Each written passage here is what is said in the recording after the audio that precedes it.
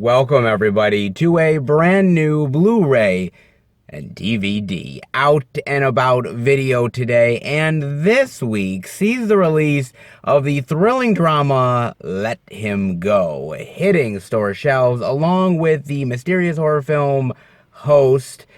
Spike Lee's Do the Right Thing is getting a 4K upgrade, and Paramount Pictures is releasing a few old school classics onto Blu-ray: Mouse Hunt, Ladybugs, and Small Soldiers, plus much, much more. So let's go see the deals, exclusives, and we are at our first location, Walmart. So let's go in and see what they got. All right, everybody, we are in at Walmart, and I bet you can take a wild guess, right? I bet you can, because you're absolutely right, guys. We have all the same stuff that we have seen before. Really not much new. I mean, we still have a crap load of Tenet over here. Man, they have not even barely sold out of any of the Tenet, not even close. We have Spell, of course, Honest Thief, which, who, I mean, who isn't buying Liam Neeson goodness? I know quite a few people who isn't, apparently. But yes, that's still here. Spell, Twilight Zone, Love and Monsters, all the same stuff. However, there is one thing worth checking out. One new thing. They should have one thing. And that is Love, Weddings, and Other Disasters. The DVD for $12.96. Very nice. Diane Keaton, Jeremy Irons, Maggie Grace. A match made in madness. Very nice. Very nice, loving cover, dare I say. Very, very, very, very nice, man. Now, I got a chance to watch this on Amazon Prime, and I did because, you know, truth be told, I like a good romantic comedy. I do. I know some people really are like, yeah, they're kind of schmaltzy and cheesy, not really my thing. And look, they're not wrong, but I grew up with a lot of them when I was younger, so I kind of got used to them. And look, I love Diane Keaton. I love Jeremy Irons. I mean, those were actors that I loved back in the day. You know, movies like Annie Hall, which were great, and old school stuff with Irons. I mean, they're good actors. And Maggie Grace isn't half bad either. So I'm like, okay, I'm gonna give it a chance. Basically, it's about all these people coming together for this wedding. These various people who are all really looking for love, and it's sort of the journey that they go on to find a companion in their life and love, and they're trying to basically find love and happiness in all the right or wrong places. Trying to find love at a wedding seems easy enough, but you'd be surprised, man. And just all the craziness and madness that kind of comes along with it.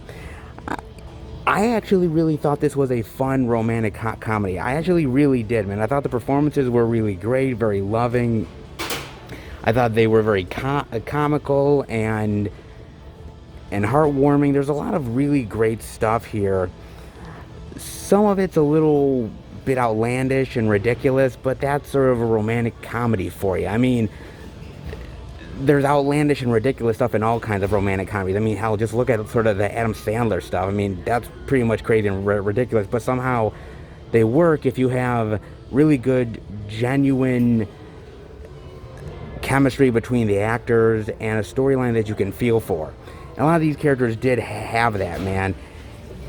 And I really did love it. I'm not going to lie, man. I mean, Maggie Grace was pretty good. I enjoyed it. I haven't seen her in something in a long while. I had that space movie, that action space movie, the last time I really saw her in something. That was a while ago. She's really good here. Diane Keaton, man, Diane Keaton is always really great, man. There's just something about her. Her personality, her smile. She's just somebody that you really want to root for and love seeing her on screen. She's just so amazing. And Jeremy Irons is really likable. He has his sarcastic moments, but I think the chemistry works really well with all these actors. I think the storyline works really well. Is it the best romantic comedy ever? No. At times, maybe a little bit schmaltzy, ridiculous at moments, but I think genuinely, overall, the movie really works. It's not top-tier romantic comedy stuff, like a Sleepless in Seattle or a You've Got Mail, which I really do like. But honestly, it's a decent one. And after some of the more top tier romantic comedy movies, I think you could settle in and watch this one, and I think it would suit your romantic comedy needs pretty well. Kind of almost similar to something like My Best Friend's Wedding, or something where like you find love in the most ridiculous of places, while other people are loving each other. You get into these ridiculous moments. It's those ridiculous moments that are endearing, heartwarming, all over the place, but yet bring you together and give you that sort of warm, fuzzy feeling. And love weddings and other disasters happen to do it. It's not bad, honestly. I kind of dug it. Interesting. Other than that, not gonna lie, guys, there is nothing else to really show off here. I mean, they do have the tag, like I said, for Let Him Go and that Bruce Willis movie Breach, but unfortunately they are extremely absent, I'm afraid. But other than that, well, mostly the same old stuff. But with this Walmart, that's pretty common. All right, let's head out. Yeah, I had the feeling we weren't probably gonna see much at this Walmart, guys. I mean, usually they're about a week or two or three behind, and we still haven't gotten some of the releases from last week at this Walmart. So did you really think we were going to get a lot of titles for this week? Yeah, I highly doubted it, and well, I happen to be right. I mean, like I said, this Walmart is really hit and miss. There are weeks where we will get a lot of releases here, and they'll be like, wow, I can't believe this week is so amazing here. And then there'll be other weeks where it's like, wow, there is Zippo, zilch, nada, nothing. Damn, they couldn't get anything in? Yeah, I mean, hey, at least we got to see one thing. It's a small little indie romantic comedy, but at least it's something.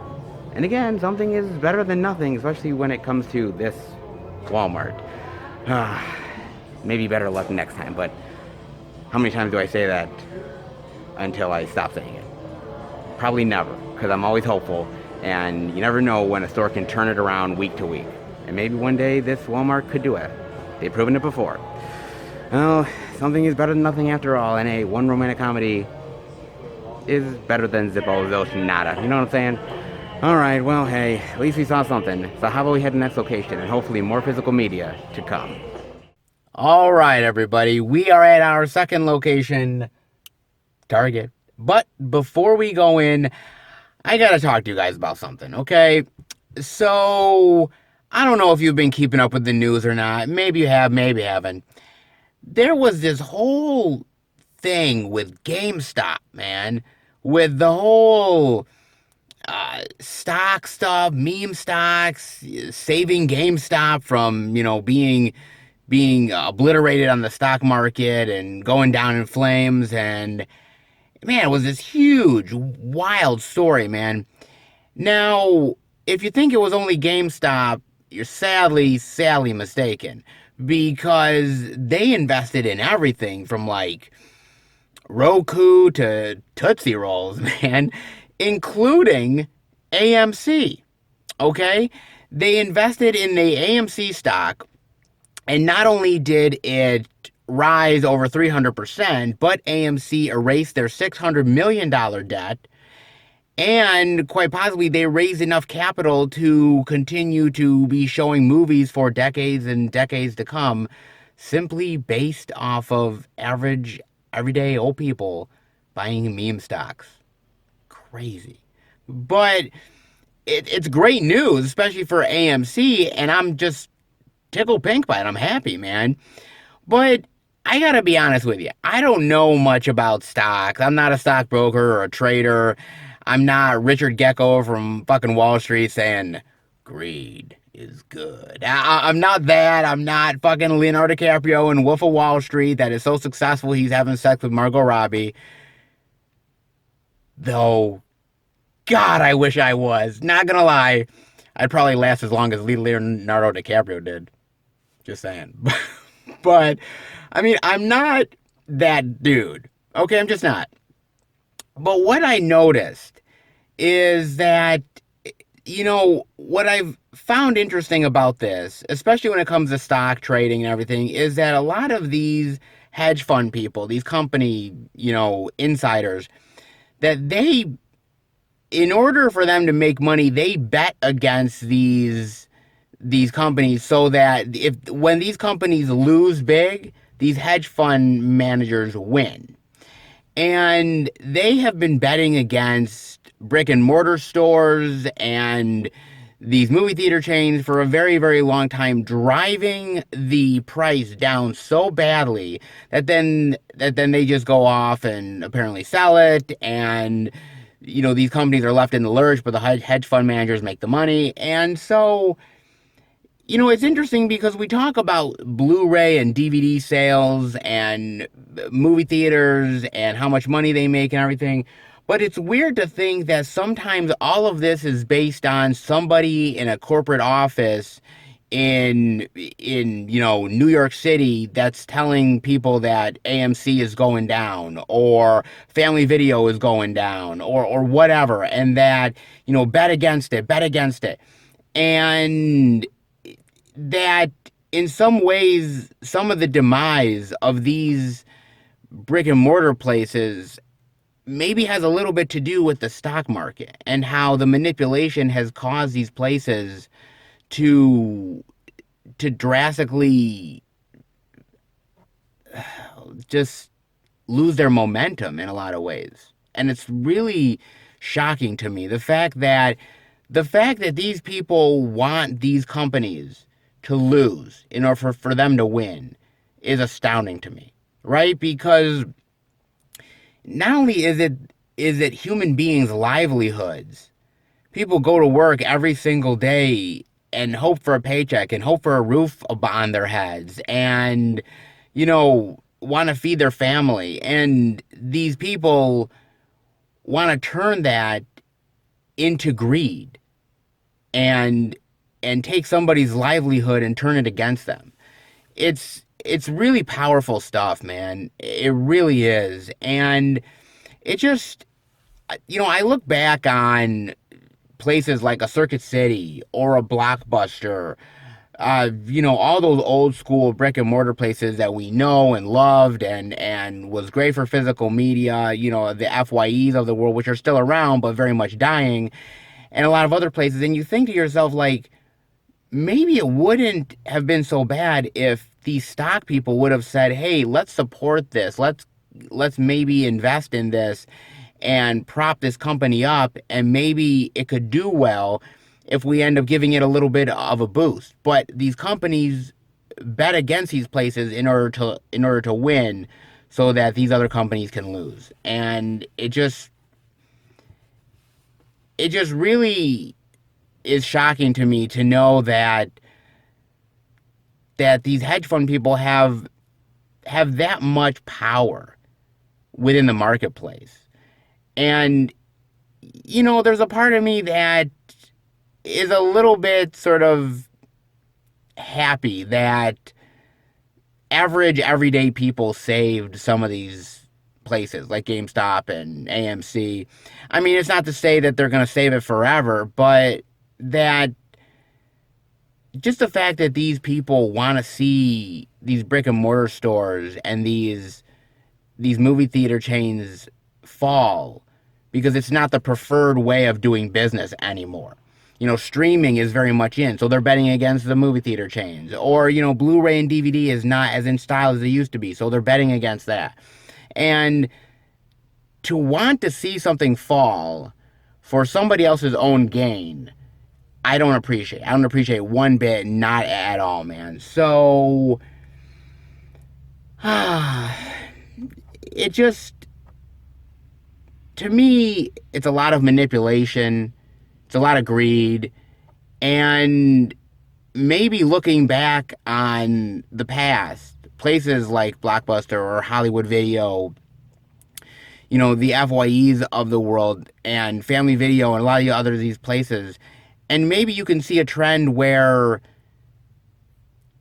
these hedge fund people, in a lot of ways, saw the writing on the wall, took advantage of it, where they could have maybe helped out these companies and they lost in the end just so that a hedge fund manager can get an extra few millions in their pocket.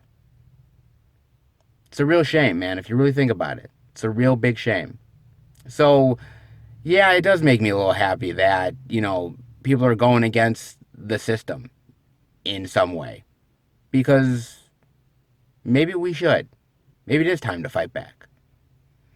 Maybe it's time to save some of these places that, need to be saved and not try to burn down them and try to prop them up. Maybe. This is kind of interesting, and I wanted to bring that up. Definitely let me know what you think about that, guys. As far as physical media is concerned, well, Walmart sure didn't have a hell of a lot, but I know there is a few good releases this week. So what is Target going to have? Oh, Target's been a little bit of a gamble as of late. Don't know what we'll get this week, but we won't know until we head in, so let's go and check it out. All right, everybody, we are in at Target, and they actually have some stuff to check out this week. Crazy enough, this week ends up being pretty good for Target. Weird. Not last week, but this week? Whatever. Hey, they got physical media releases, and I'm a happy man. The first thing I'm seeing, they have the DVD of Let Him Go for $19.99. Kevin Costner and Diane Lane. Now, I got a chance to watch this on Amazon Prime, and I gotta admit to you, I gotta be real, I really did not want to watch this movie. I'm not gonna lie, man. Like, I was looking at the cover, and I was looking at the synopsis, and I thought to myself, I'm like, I don't know if I want to watch this thing. Like, it's just gonna be this boring drama movie. I just didn't want to dive into that, and I only really watched it because I sort of willed myself to watch it, right? Because I'm like, okay, it's coming out this week, I'm gonna give it a chance. And damn, am I so glad that I watched this. And I'm serious, man. I am beyond serious how happy I am that I watched this. I mean, basically, it's about Diane Lane and Kevin Costner playing this older couple, and their son has this accident, this sort of horse accident, where he dies. And his wife, who has sort of, one of their, like, newborn sons, they're sort of left as a widow and fatherless, and she ends up remarrying, right? And this guy is abusive, he's a terrible person, and so one day they just ship out and they go back to wherever the husband lives. And without ever saying goodbye to Diane Lane or Kevin Costner, and they just up and leave mysteriously. And now it's up to them to go after her and their grandson, and basically in a nutshell, it's just the fight to get their grandson back from this abusive person, and even this very manipulative and abusive family that is just very over controlling and mean spirited and is out for blood against Lane and Costner. And it's just this big fight for survival, essentially. And I got to admit how much I loved this movie. Seriously, I loved everything about this. I mean, the performances are amazing. Diane Lane and Kevin Costner have great chemistry as this older couple, but not only that, you can tell how much they love their grandson, how much they want to have him with them, and the fight that they have to deal with these people who are manipulating the situation. Like, they're nice to them, but at the same time, they're very stern, and you could tell that they basically, in a nutshell, they're not willing to put up with their shit, but they kind of have to in order to play this back and forth game of wanting to get their grandson back. It's a powerful movie, and the performances alone really lift it up past any sort of standard drama thriller you can possibly imagine. And I thought the twists and turns were amazing here. Like, I really love the idea that they go into this town and there's this manipulative family, and the idea that this family has a lot of influence over the town, and that they're willing to hurt these people at any cost. Doesn't matter whether they chop off fingers or an arm or terrorize them or beat the shit out of them. They just want these people gone. Get out of our lives. We now own your grandson. He's one of us now. Get out of here. You're done. And it's just this back and forth fight for almost like the consciousness and the preservation of humanity of their grandson. It really is powerful. I swear to God, man, it's amazing. I literally sat there at first, starting to watch the movie, and I was like, I don't know why I'm watching this thing. This thing is going to be terrible. It's going to be a bore, and why the hell am I watching this? And about halfway through, I'm like, this is amazing, and I cannot wait to see where it goes next. And it was a complete 180. The movie is about almost 2 hours long. It's a lengthy movie. There are moments where it feels like it, but I'm going to tell you something, man. It's the performances and it's the situations that really carry this movie. Because if it wasn't for Diane Lane and Kevin Costner, I don't think this movie would be half as good as it is. They elevate the material so much, and they make you care about the situation and care about the grandchild and their search for him and the fight for survival that they have to deal with in order to get him back in their lives. Amazing. Seriously, I was not prepared for this movie. And it just really goes to show you, truthfully, a movie like Let Him Go really shows that, you know what? Maybe you have to put all preconceived notions aside and just experience the movie, because you never know if you're going to like it until you actually watch the damn movie. And this is one of those examples. I mean, truly, I know this is a movie that my mother would definitely love. And I think it's more of an older person's movie, kind of. But at the same time, if you love acting, if you love a good dramatic thriller, I gotta tell you, Let 'Em Go is amazing. So I know some people are gonna go into this thinking, oh my God, old Kevin Costner, old Diane Lane. I would did the same thing, but throw it aside and watch Let Him Go, because honestly, it's just an amazing journey that is truly worth watching. And then I'm seeing they have Wild Mountain Time, the DVD for $16.99. Oh, hold on a second. Sale $14.99. Not too bad actually. And look at all these actors, man. Emily Blunt, Jamie Dornan, John Hamm, and Christopher Walken, of course. Christopher Walken always makes every movie better, right? I mean, seriously. The man's awesome. A lot of great actors in this piece. Huh. And it's from screenwriter-director John Patrick Shanley, writer of Moonstruck. Okay. I've never heard of this movie. I have not, man. I wonder what this one's about. John Patrick Shanley, Ireland. Rosemary Blunt. Yeah, Selling the Farm. Romantic tale. Huh. Another interesting romance movie.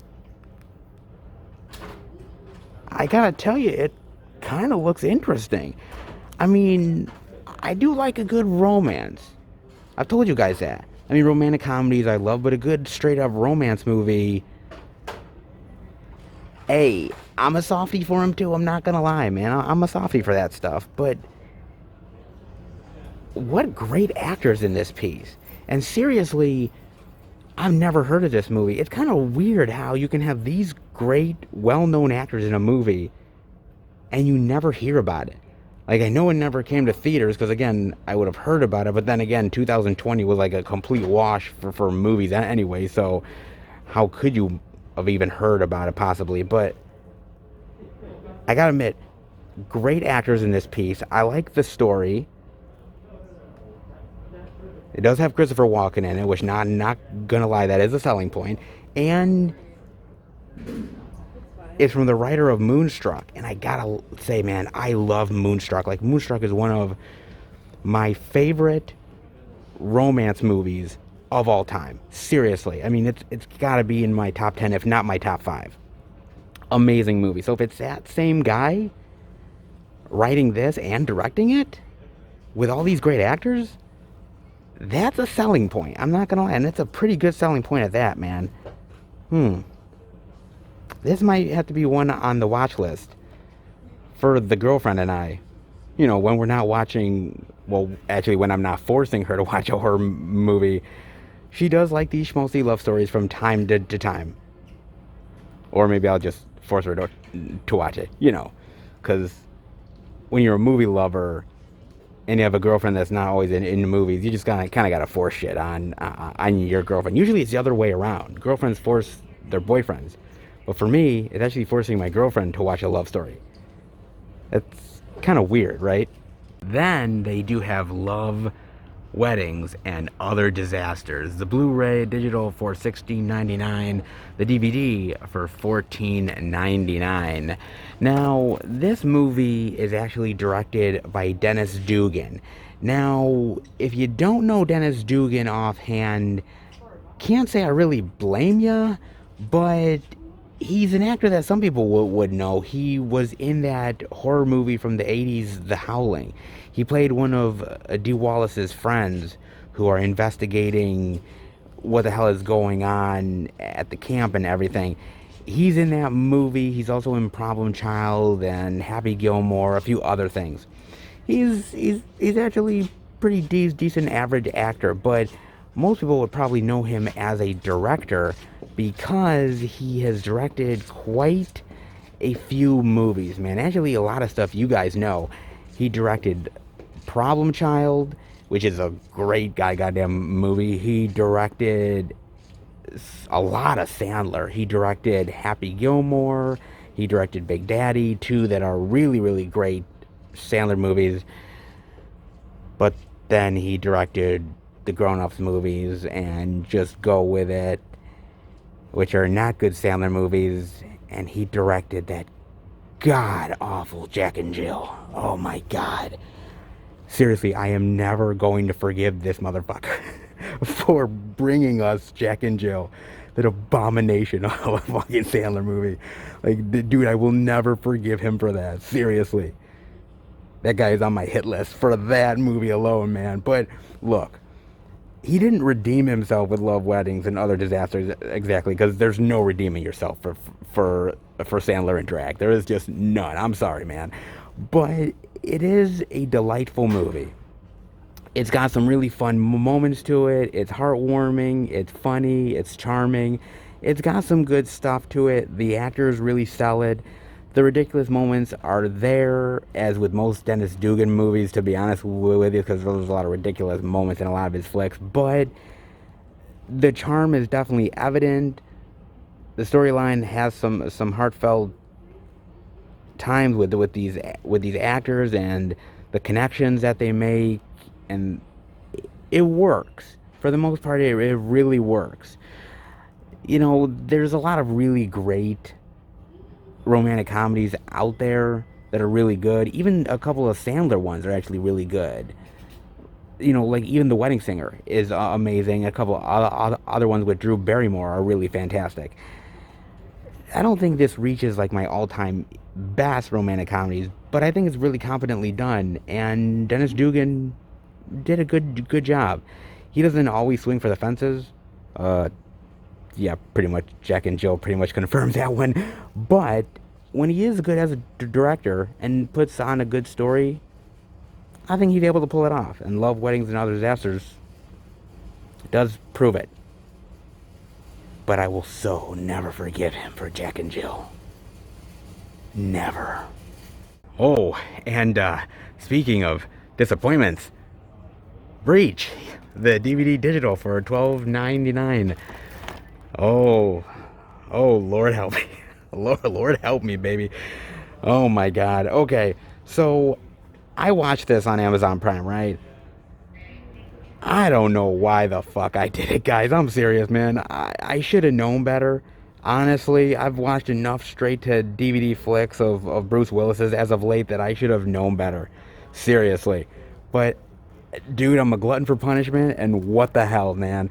So I watched it. What the hell? And my God, basically, it's about Earth is dying or has died because of a plague, and they're all going to this new world that they're calling like Earth 2 or something like that. And so they're taking all of these people on this sort of like arc to the new planet. And they're sort of workers that are within the ship that are maintaining it and everything while they're on their journey. And there happens to be this like weird symbiote, parasite, whatever it is, that basically wants to destroy all of the people and destroy humanity before they get to their new destination. And it's sort of a story about the horror and the survival and who can you trust and getting these people to safety, etc., etc. Basically, in a nutshell, guys, if I were to pare it down, it's basically almost trying to be like, Alien or The Thing combined with sort of this sort of, sci-fi and space movie. And Jesus Christ, they can't pull off either one of them, dude. Oh my God. I mean, I was kind of excited for the movie a little bit because I like the premise of the movie, right? You're on this arc and you're going to another planet, and the idea of trust and dealing with this symbiote parasite. I mean, there's a lot of things here that has the potential to be good, right? There's a lot of great combination of cool story arcs and everything, and cool sort of setting on this spaceship where you have all these people that are in cryo, and you got to trust everybody around you that they're not trying to sabotage the ship. Like there's a lot of good things going on in this, right? Or possibly. But god damn, this thing is so terrible and so cheap. And the acting, oh my God, Jesus, the acting. Bruce Willis. Oh, oh God, Bruce. Okay, look, I'll give Bruce points. If I'm going to be honest, I'm going to give Bruce Willis points because he wasn't as terrible as he normally is. He at least kind of tried in this movie, just a little bit. But I gotta be real, and I gotta be honest, he was still pretty fucking dismal in this movie, dude. It was rough. I mean, there was moments where like I was like, oh, there's the old Bruce. No, yeah, he's back to shitty Bruce. Oh, okay. I'm like, oh, you raised my hopes, and then you fucking drove it to the ground. Oh Lord, he just comes off as amateurish at times. Like, did he have a brain aneurysm? Like, did he forget how to act? Like, he just acts like he just doesn't care. Like, he's there to get a paycheck and say his lines and shoot a cool futuristic gun with bad CGI effects. Hey, don't make me badass. Why not, right? I mean, I'm fucking John McClane. What the hell? I mean, oh God. And even Thomas Jane here, and Thomas Jane is usually really good, right? He's Thomas motherfucking Jane. He's Punisher, right? He's awesome. And he comes off as so amateurish and so terrible. I mean, nobody escaped this movie good at all. And even the Parasite. The Parasite could have been this really cool, almost like this evil entity, almost like something from John Carpenter's The Thing, right? It could morph and it could change and it could get inside you and you don't know who could be the evil perpetrator. And they even blow that shit because it just takes over somebody's body and then it ends up kind of like going into somebody else's, but that person it's mainly possession. That's it. It's like all they do is possess the body. There is no like morphing into something cool. And well, actually there is, I should say. There is something at the end of the movie where this parasite sort of grows and turns into this really terrible CGI monster. Oh God. And it just comes off as really terrible, and the CGI is just, I mean, there was parts of me that was laughing at how terrible this is, and parts of me that are crying, that literally this shit is the stuff that gets made nowadays. Like, whatever happened to Bruce Willis, man? Fuck. Mr. Die Hard himself, Mr. John McClane, Unbreakable, you name it, and he does this. This. Dude, Breach was... It was cheap. Everything was cheap. The CGI was cheap. The creature was cheap. The acting. Oh, the acting. I mean, nobody comes out of this movie, and I'm serious, nobody comes out of this movie looking like good. No one is smelling of roses after this shit. Like, nobody is. Especially not Bruce Willis, man. God.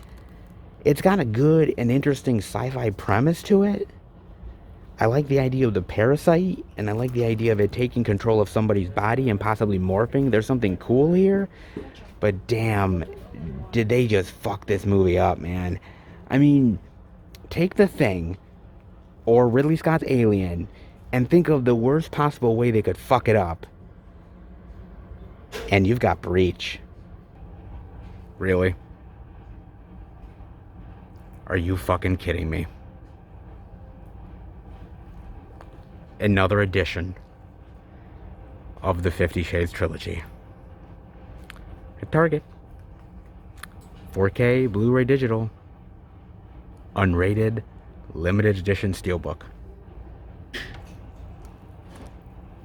What in the actual fuck?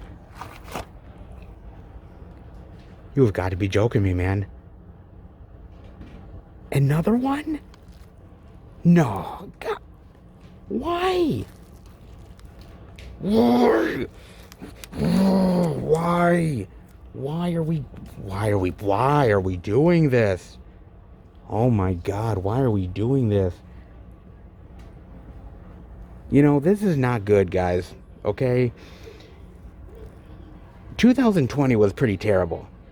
And I thought that the PTSD of 2020 was over. No, it's carrying into 2021 with another goddamn edition of 50 fucking Shades. Seriously? Fuck! Oh my God, man. This is real. This is a real thing. Another one. Does this, I mean, in all seriousness, does this sell? Does this series sell enough where we need another edition? A steelbook at that? Of 50 Shades? Jesus Christ, man. Who is buying this? Who's buying this? Who is doing it? I almost want to do a stakeout here at Target. Like, I'm serious. I want to do a stakeout here at Target to find out who's buying this. Because I got to take down names. I got to take down addresses so I stay far away from these fucking people. Holy shit. I mean, I guess I get it because, hey, we're heading towards Valentine's Day, and why not put out another 50 Shades trilogy edition of light bondage goodness? What? Oh, man. I talked about these movies way too many times, but I'm serious, man. These movies are flat out garbage. I mean, they are bad. I mean, nobody comes out of this movie looking good at all. I mean, okay, it's kind of nice maybe to see some nakedness on the female side of things. I mean, you know, Dakota Johnson don't look half bad, but I mean, Dakota Johnson doesn't come out looking good in this. Jamie Dornan doesn't. The books are trash. The movies are trash. It's a mess of a trilogy, man.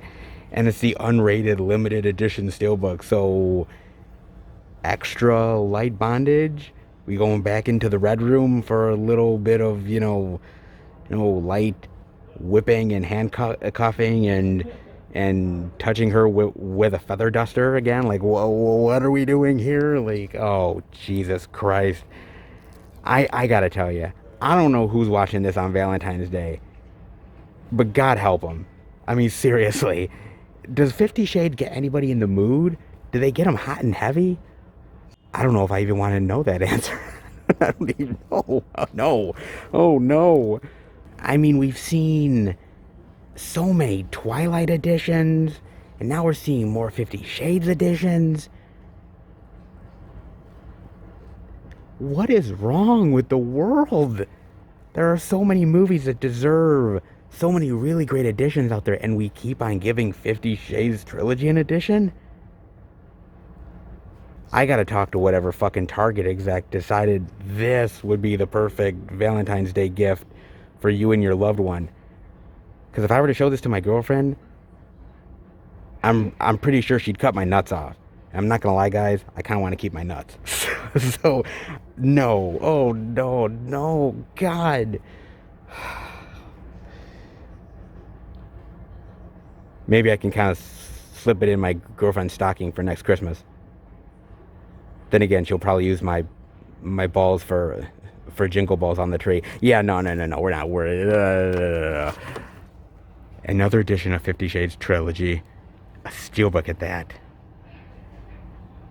Somebody has way too much time on their motherfucking hands. How about we cleanse our palate a little bit from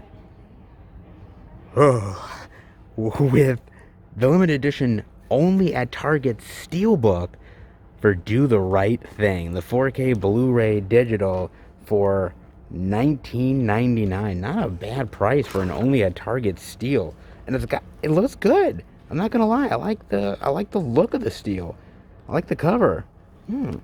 Not bad, man. Not bad at all.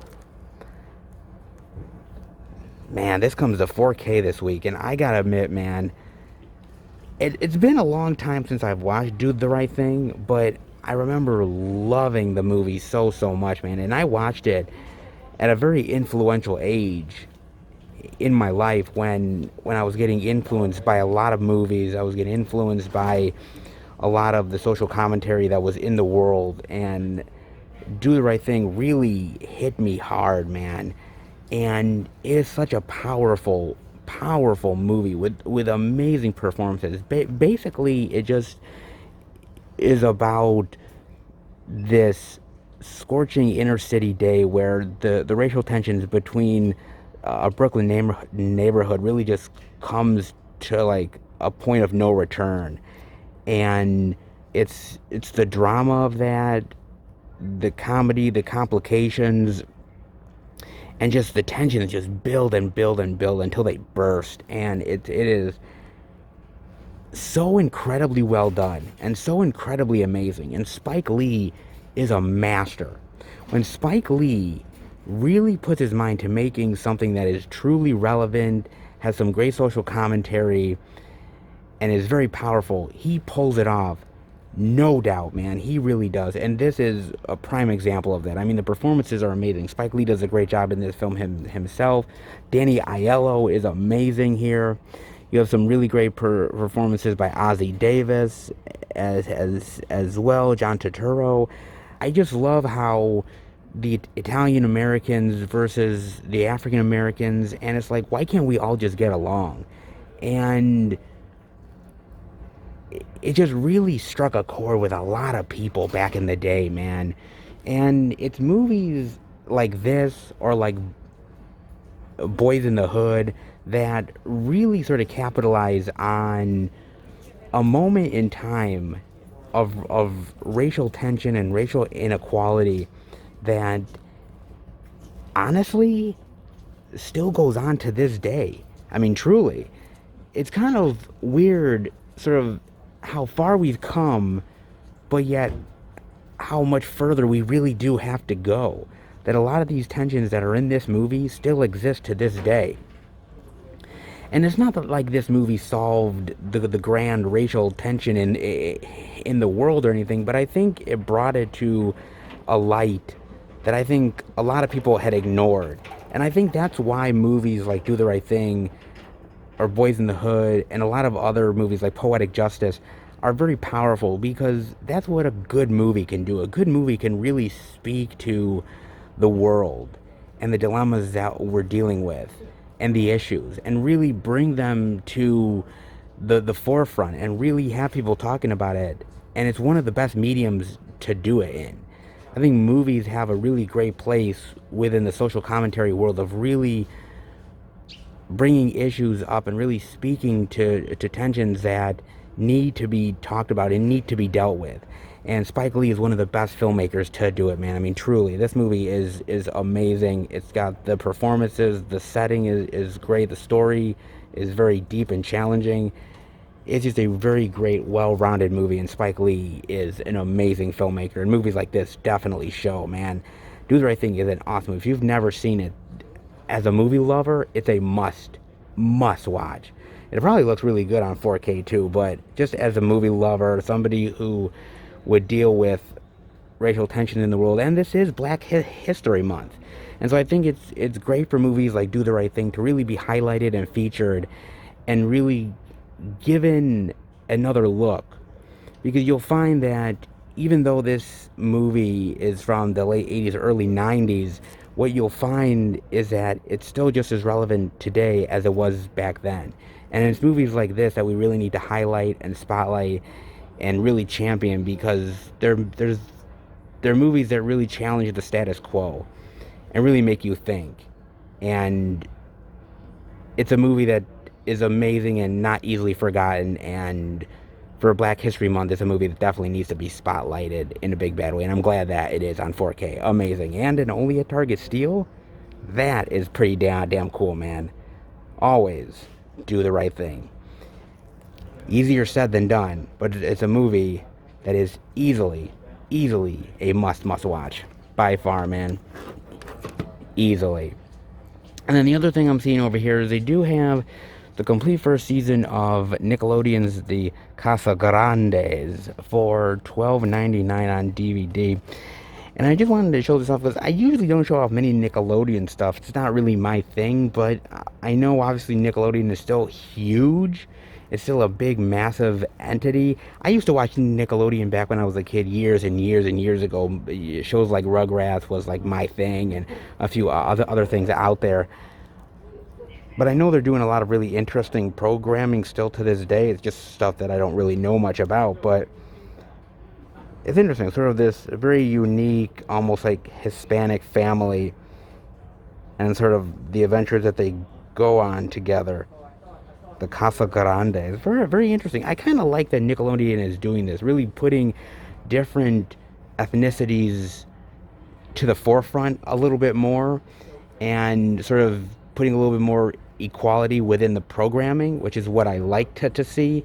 Because back when I was watching Nickelodeon, back when I was a kid, there wasn't really much diversity at the time. I mean, I'm not gonna lie. I mean, there was some, but not a ton. But it's nice to see them really propping things up a bit more. I mean, it's not just all about, SpongeBob SquarePants, even though, I mean, that is pretty popular. But it's nice to actually showcase a little bit more and sort of get this upcoming generation of kids to really be more understanding about the world around them and equality and everybody being equal and nobody, well, it's not that nobody is different, just that just because your skin color is different and just because you may not look the same doesn't mean that you're lesser of a family. You still go through the same struggles and issues and adventures and love. And so it's kind of nice that Nickelodeon is spotlighting that. Not bad, actually. Very interesting. Casa Grandes. Maybe whenever I have kids, and that's a long ways away, Nickelodeon might be where it's at. Possibly. Not bad, man. And not bad this week. I mean, man, a lot of physical media to check out this week. And they also have Come Play here as well. Finally, they have it. Great fucking movie, man. And why? God. Other than that, some really good physical media this week. Target definitely surprised me. Not half bad. All right. Let's head out. I don't know what to predict anymore, guys. I mean, I'm serious, man, because like last week there was a lot of really big name releases and a lot of titles, and I'm thinking to myself, oh, we're going to get a lot of stuff at Target. No. And I'm thinking, really? I'm thinking if we don't have a lot of stuff that week, then how are we going to have a lot of stuff next week? And then this week, we have a lot of media to check out.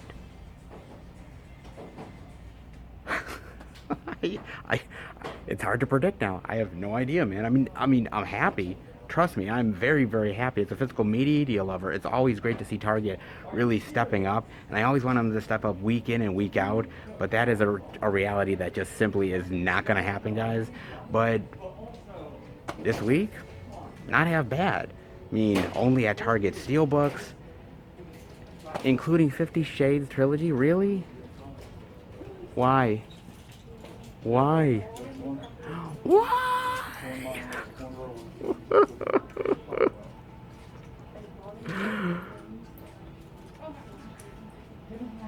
Oh, Lord help me.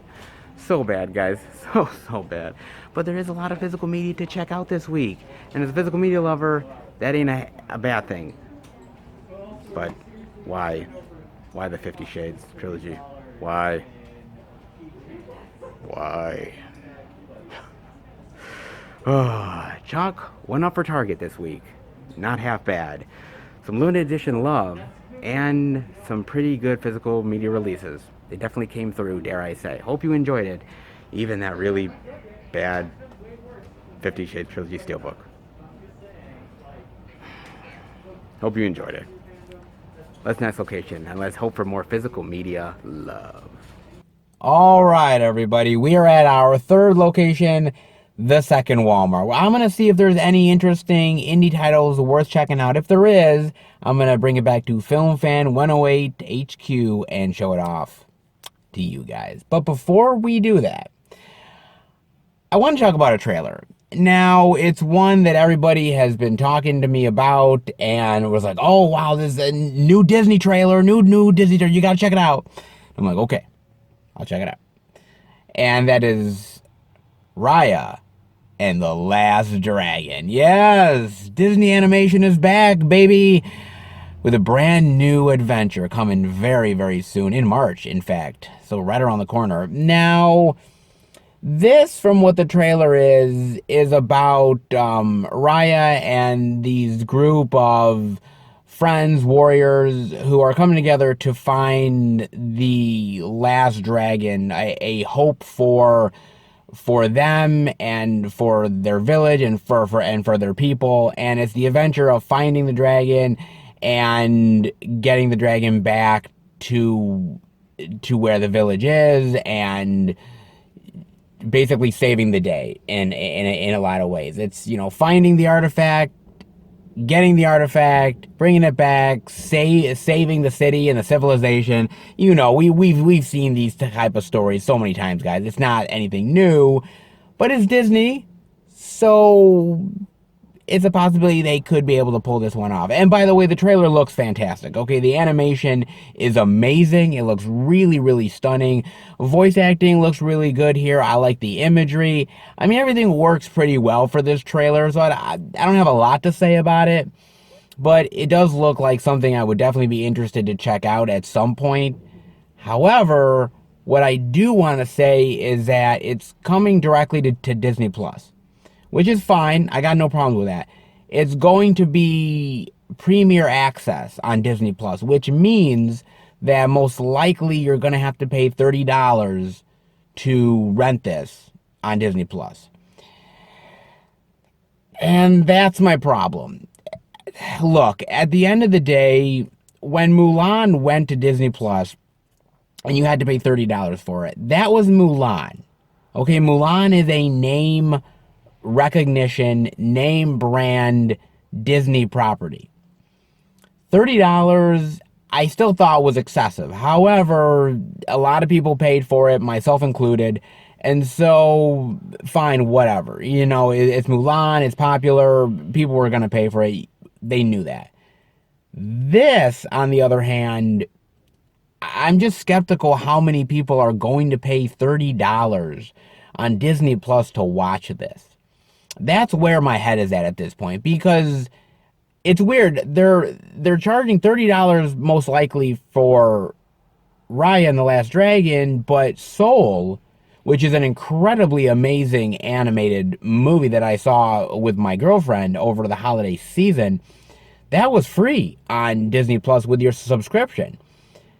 So I don't really understand the decision making. You have Soul that's free, and then you pay $30 for Raya and the Last Dragon. I just don't don't see the thinking behind that. I just don't understand that, man. I mean, as much as I love Soul, I wouldn't have paid $30 for Soul, and I have a feeling I'm really gonna love Raya and the Last Dragon, but I don't know if I want to pay $30 for that either. And I know a lot of people who literally watched Mulan, loved Mulan, but they waited until it actually came straight to the Disney Plus platform so that you didn't have to pay the $30. And I think the same thing is going to happen here. And, they're going to complain about, well, the movie's not popular and everything like that. But that's not the case. The case is, do you want to pay $30 for access to one Disney animated movie when you already have to pay for the subscription to Disney Plus anyways? Like, there's something about that feels wrong to me. As much as the movie looks great, and it looks like a really great adventure movie, and it looks amazing, the visuals and the animation, it just looks stunning. And I'm sure it's going to be a stunning adventure film that adults and kids are going to like. It just has that feeling to it. But are you really going to pay $30 for that? I don't know, man. I mean, when Soul was free and this you have to pay $30, there's something off about that. There just really is. And I just feel like at the end of the day, that's going to hurt Raya and the Last Dragon at the end of the day. And that's not good because you want as many eyes on it as possible. And just saying you're going to have to pay $30 for access to it, it's not it's not a big enough name title to get people in the door. People are going to buy it, but I think it's going to be far less than the people who bought it for Mulan. That's just my thought, man. I don't know what you guys think. I mean, the trailer looks amazing, and I can't wait to watch it because the fight sequences look cool. The colors are very vibrant. I mean, everything is working for this movie, but we have to pay $30. And if you don't like it, again, you've paid $30 and you're out that $30.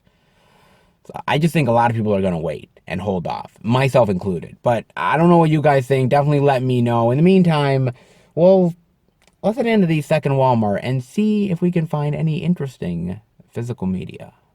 Well, we are in at the second Walmart, guys, and truth be told, I didn't know what to expect this week, because, like I said, we've been kind of iffy with this Walmart.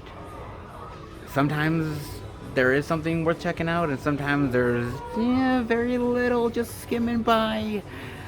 But it seems like this week, seems to be a lot of surprises. Whether we saw a surprise over at Target, and now here, because actually there's quite a bit of indie physical media goodness. I'm kind of shocked. I'm not gonna lie. I was not expecting it, but I am so pleasantly surprised by it. Indeed I am, guys. Oh, this is gonna be a good one. Oh, indeed it will. Some very interesting indie titles. Seth, let's get down to business and let's show off that physical media. Yes, Captain, my Captain, I will do my duty and show off that physical media goodness. I mean, after all, it's my duty to please that physical media booty. Yes, indeed it is, guys. Now, I gotta admit, nothing is ever guaranteed when you're doing these out and abouts. Not a damn thing is guaranteed at all. And we have had weeks where we have literally been saved by the very last store and not much media to show off at almost every other location. This has been a different ride this time around, and it's been a really, really pleasant ride indeed, man. A lot of really cool stuff to show off, some really great additions, a lot of new releases, and it just goes to show that if you can put out the physical media, if you can actually put out these additions that people want, and satisfy people's hunger for physical media. They are going to come and check out the titles. You have no idea how many people I saw at Target that was literally checking out the physical media, poring over it, buying stuff. The same over at Walmart as well. Look, at the end of the day, physical media is only as strong as what we do to prop it up. If we don't prop up physical media the right way, if we don't put out these releases, if we don't promote this stuff, if we don't share our love with others out there, the community is not going to grow, the love is not going to grow, the appreciation is not going to grow. And so it's weeks like this, so far, that I'm seeing, at least this week, a really positive shift of seeing a lot of really great titles and releases out on the market shelves, and really in people's sort of view of seeing potential sales and potential buys. And like I said, we're in a pandemic. And the best thing about this pandemic has really been the idea of entertainment and getting your entertainment. And physical media has become so important within that endeavor. And so, for me, there are weeks where I see physical media really being neglected, and I feel like, why isn't it? And then there's weeks like this where I feel like, wow, there's a lot out there in the marketplace, and it helps for the visibility of physical media. So the more that can happen, the better the better I feel with seeing physical media out there and seeing people interested in it. And look, at the end of the day, every single year is a fight for survival for physical media. So if we can move the needle a little bit more towards keeping this thing alive in any way possible, then I'm all for it, man. So keep on putting those editions out. Weird indie titles, big name releases. As much physical media as we can possibly see is never a bad thing. Not at all, guys. You know that just as well as I do. With that being said, we've seen a lot of cool new releases so far, but it's not nothing like some Walmart indie goodness. So, how about we get to all the weird, ugly, crazy, ridiculous, and downright bizarre indie goodness? Oh, yes. A cavalcade of Walmart indie goodness. The good, the bad, the ugly. You can't beat Walmart indie goodness. Just when you think you've had enough, they come back for more. Let's start this off the right way with little JL Family Ranch. The wedding gift. What sort of cheap Dallas knockoff this is? Oh, well, it's from Hallmark, folks. What kind of Hallmark crap are we getting this time around? Oh, baby. Oh, what am I in for with this one? A visit to the ranch may change the direction of two feuding families forever. Of course. John Voight, Terry Polo, James Caan, Bo Derek, Trevor Donovan, and Dylan Walsh. Damn, now that, I gotta admit, that's a cast, man. That is quite the cast. John Voight, of course, great, not gonna lie. Terry Polo, man. Terry Polo, I know she's done a lot of TV, but mainly what I know her from are those Meet the Parent movies. She played Ben Stiller's love interest, and she really, most of her roles, I mean, she's done quite a bit, but like I said, it's all sort of TV. This is like one of those ones where it's kind of like, she's only recognized for like, being De Niro's daughter in those Meet the Parent and Fokker movies. God, to only be known by those. Yeah, I'd probably do Hallmark movies too.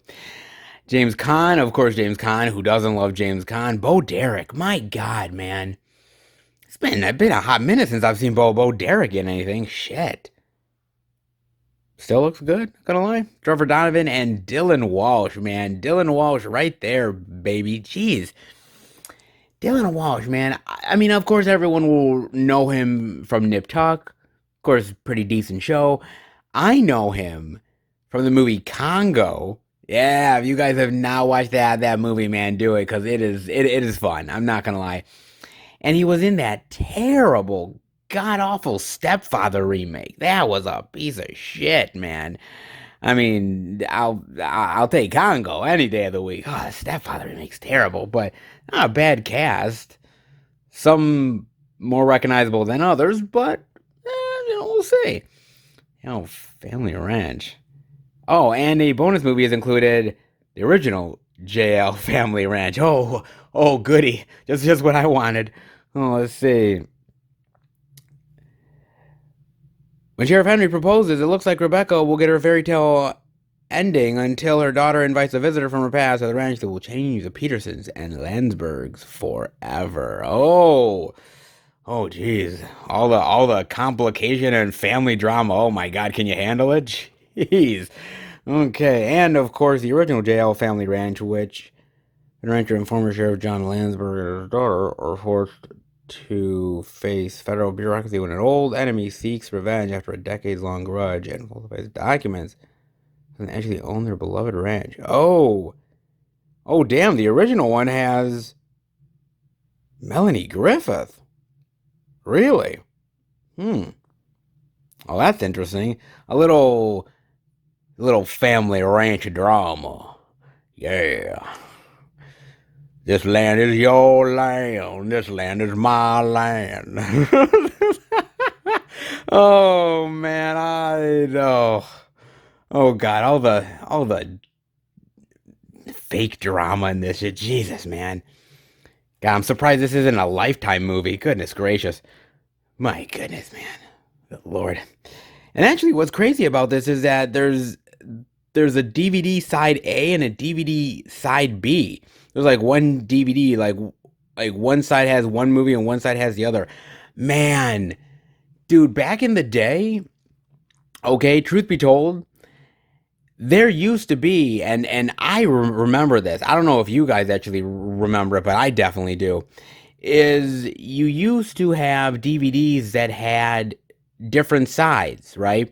So like one side would be full screen, one side would be widescreen, or one side would have the movie and the other side would have the extras to it. I remember those days, man. Those were like old school days, dude, where it was such a pain in the ass to switch the fucking discs, and then of course you get smudges on one side of the disc and it wouldn't play properly. Oh my God, what an archaic time, man. I'll tell you. God, I didn't know they were actually still doing this. Shit. I don't know if this is worth it, man. It just seems like one of those Dallas, Texas rancher kind of ripoff movie events or whatever. I don't know. I mean, it's good actors in it, but it's Hallmark. I'm not big for Hallmark. No offense to people who love it, just not my thing. But JL Family Ranch. I'll just say this much. This movie will probably have enough drama to basically satisfy me for the rest of my goddamn damn life. Yeah. And look, John Voight, James Caan in the same movie, great, but family rancher drama, just figure out which one gets the cows and which one milks them. What's so complicated about that? Then we have Norman. Change the past, fix the future. I like that. Sort of very interesting sci-fi purple hue looking cover. I wonder what trouble Norman's getting up to. And unfortunately, it ain't at the base motel. Ah, damn it. I'm assuming he's not a cross-dresser either. Already, major disappointment. Let's see what this is about. Man gets a job as a time traveler. Wait a minute. How the hell can you get a job as a time traveler? Can I do that? Damn, man. How do I apply to be a time traveler? Shit, is it like do I need like certain passports? Do I need a certain visa? I don't know, man. Do I have to fill out a resume? God, I hope I don't have to go back to community college. Fuck, that was a terrible time. Well, however, I would love to find out how to apply for a time traveler position. I would rock on that shit. Go back in time and fix something that went wrong in his life, only to create bigger problems for himself. Oh, of course he does.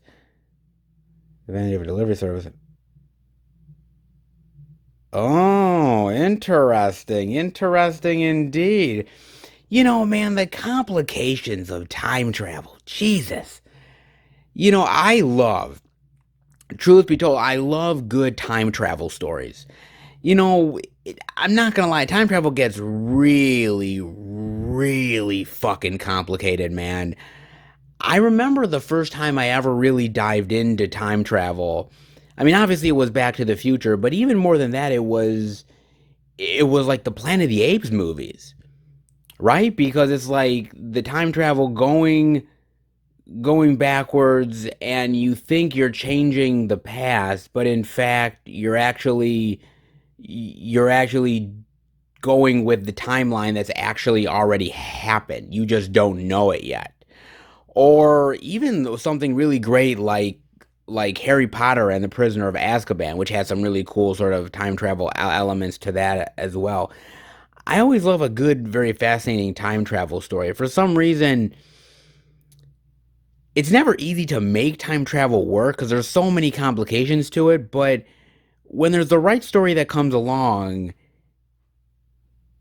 and they're able to think through the time travel enough as far as the story elements, it usually works pretty well, man.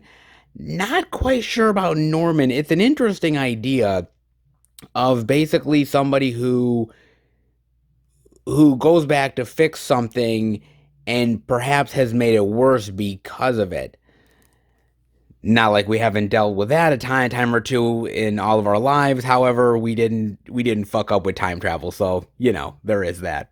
But I don't know, man. I mean, uh, it all really depends. I mean, there's really great, thoughtful science fiction out there. Something like a movie like Primer, which is an interesting premise and really makes you think.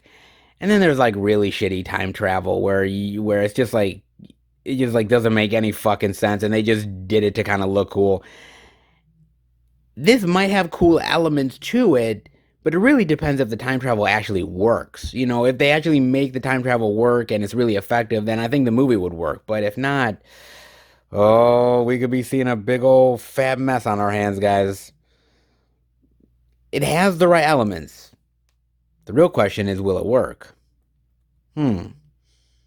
It is intriguing, though. And then we have Lord. What is this? Looks can be deceiving. Ooh. One side good looking, the other side perhaps even more good looking. Ah? Oh no, no. I mean, beauty is in the eye of the beholder, after all. I don't know which beholder we're talking about, though. Oh Lord.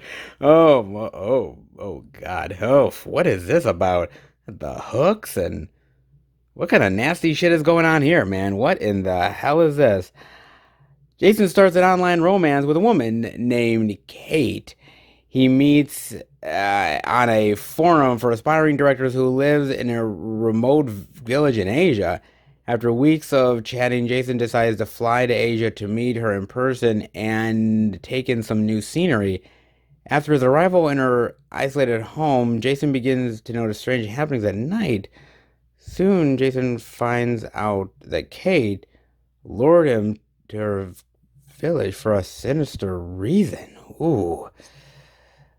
Oh, Lord. Oh, man, that guy. Man, that guy should have just hit it and quit it. Oh, Lord. Oh, no. Oh, no, that guy is so fucked now. You know what this reminds me of? Truly, just looking at the synopsis, it reminds me of Takashi Miike's Audition. I mean, the synopsis is not entirely similar to Audition, but it's similar enough. And that movie, wow, man. it's got really the same general idea of this guy who randomly goes on this sort of search for his next sort of quote unquote wife, and he thinks that she's nice and she's sweet and submissive and everything he wants, and oh my God, what happens to that dude? Shit. I remember the first time I ever watched Audition, and that movie fucked me up. God damn, I was not prepared for what I was about to see in Audition, man. And I remember when I started dating my girlfriend, I thought, "Oh my God, I hope she's not like that crazy bitch." And whew, thank God, man. I wouldn't be here to be talking about it neither. Let me put it that way, man.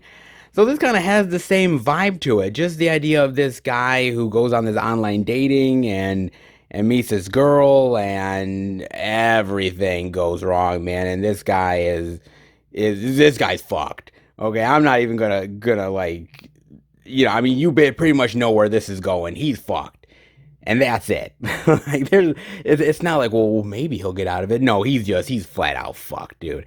And I gotta tell you, man, the online dating world is.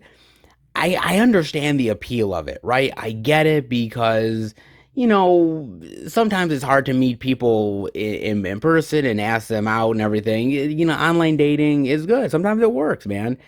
But damn, man, I've heard horror stories like you wouldn't believe, man. And some of those stories, you're like, I can't believe you actually survived that shit. And it's like, sounds just like this, man. Oh my God, dude. He literally should have just like, he should have tapped it, and then he should have like at night like had his friend like call his cell phone and be like, oh really? Oh, there was a death in the family. Oh, my mother. Oh shit. Okay. Yeah. I gotta go. Hey baby. Yeah baby. Yeah, I gotta go. Yeah, my mom. Yeah. My mom. Yeah, she died. Didn't you tell me your mother was already dead like 5 years ago? That was that was my stepmother, baby. That was my stepmother. This is my real mom. I gotta go. I got to go. I'm sorry. I'll call you later. But you don't have my number. I don't need it. I'll get it. I'll get it. I'll trust me. Yeah, I'll see you later. Yeah, this was fun though. Something like that, man. Cause damn, if you don't if you don't get away from these crazy bitches, you are gonna be Lord. And who's up for a little zombie action? I mean, it's gotta be, right? It's called The Day of the Living Dead. If it's not, that would be pretty disappointing, wouldn't it?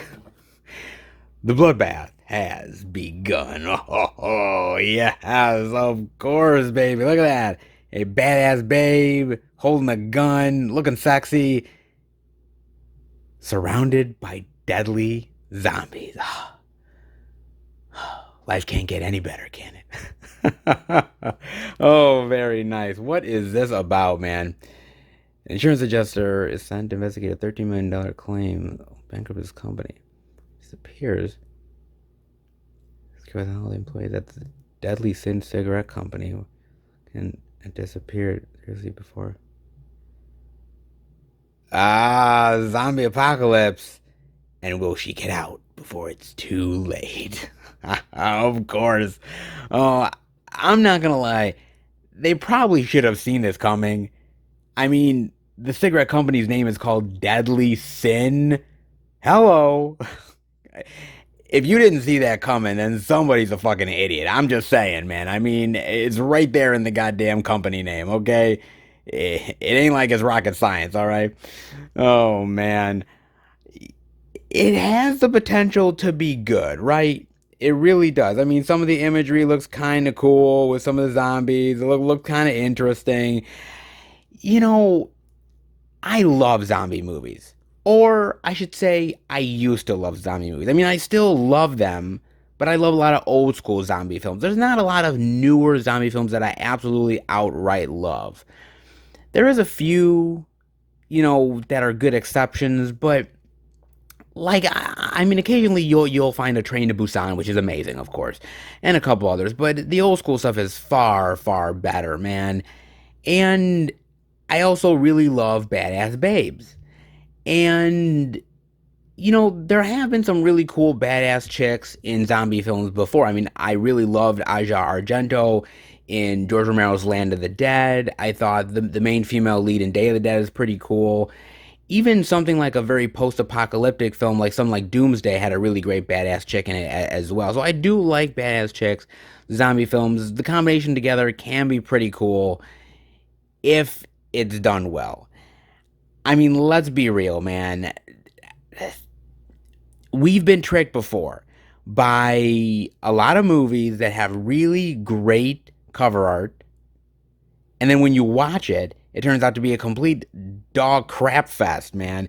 And I'm not saying this is, but it's hard to trust zombie movies nowadays. I mean, George Romero set the standard for zombie films, right? He will always be the godfather of zombie films for forever, no doubt about that. And a lot of people rode his coattails for good or bad to mixed results in a lot of ways. I feel like everything that has been done with the zombie genre can be done, and there's not as much originality as I would like. With The Walking Dead, it's kind of been played out a little bit now, and so I'm kind of over the zombie genre, but that's not to say there can't be good stuff in it, just that I'm not as surprised anymore as I used to be. This could have the potential to be really good. Will it? So, maybe. And also, is it just me, or there is a lot of titles for zombie movies that have Of the Living Dead in it? I mean, there's Night of the Living Dead. Of course, there's Dawn of the Dead. There's Day of the Dead. Land of the Dead. City of the Living Dead. Fuck, they even have Flight of the Living Dead, for Christ's sake. Oh God, let's hope this movie is not like Flight of the Living Dead, because Flight of the Living Dead is terrible. And I mean, if you go from the high of zombie films like A Dawn of the Dead or Day of the Dead, and go from the bottom of the barrel like Flight of the Living Dead, let's hope for our sake, for zombie lovers' sake, for movie lovers' sake, that this is more of the top tier and not Flight of the Living Dead. Because if it is, hell, I want to kill myself.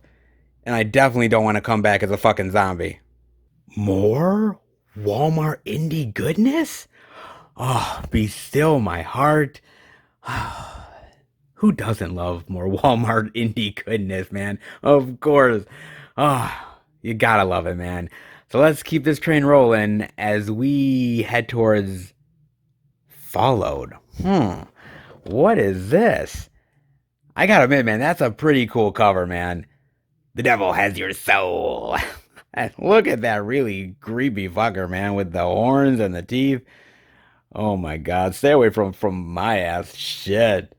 What the hell is this? I gotta admit, man, that cover is great though. Shit.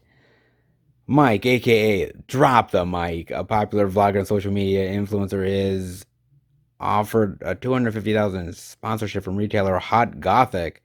Wait, come on. It was supposed to be Hot Topic, wasn't it?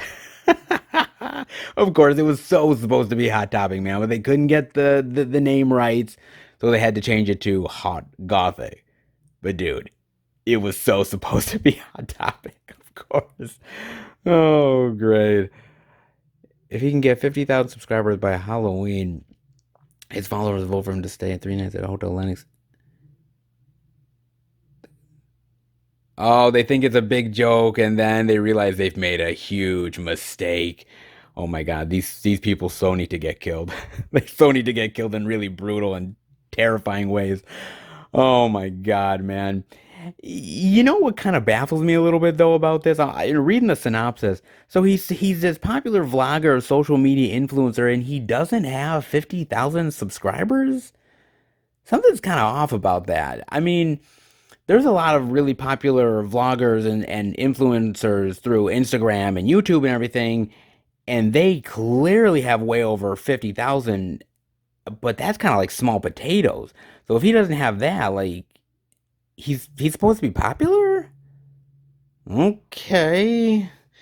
I mean, I suppose you got to step up your game when you're getting a sponsorship from Hot Gothic. Oh, I wonder what those fuckers sell. Oh, Lord, man. Oh, God. The synopsis kind of reminds me of a Tales from the Crypt episode, if you guys remember it, with Morton Downey, where he played this sort of reporter. He'd go into these sort of haunted places, and it was supposed to be all kind of rigged up and everything and all fake, but it ended up being real, and he actually got killed because of it. And that was a really great episode. It's got that really great Tales from the Crypt vibe. This is just, these people taking on a challenge, thinking that it's nothing, and basically getting killed one by one, and they're all people who need to just die horrible, horrific deaths, man. God, like I don't care. Seriously, man, I don't care if somebody gives me a huge sponsorship and is like, "Oh, we want you to show off your Blu-ray and DVD collection in a haunted house." And I would be like, "Fuck off." Like, "No, I'm not going to do that." And I understand why somebody would do it because, a lot of these professional vloggers and these people that they're always trying to one up themselves. You have no idea how many times I've seen stuff that my girlfriend has watched where like these vloggers, makeup people, they're fucking doing, haunted, house scary makeup stuff in like, a an abandoned prison or something like that. And I'm like, dude, I just want to see them ripped apart. Like somebody basically just ripping off their arms and legs and you know boobs and just going to town, man. I really do, dude. It's just it's these type of movies where I'm like characters get stupid, man. Oh, we don't believe in the weird happenings that are going on here, and oh, that's just crazy talk. Dude, I have always maintained a certain level of belief that there is things out there that are unexplained in the world that I have no idea, how any of that works. I have no idea, if it's spiritual or mystical or, I have no idea. But I believe in it because there's always unexplained within the world that you just can't understand and will never understand.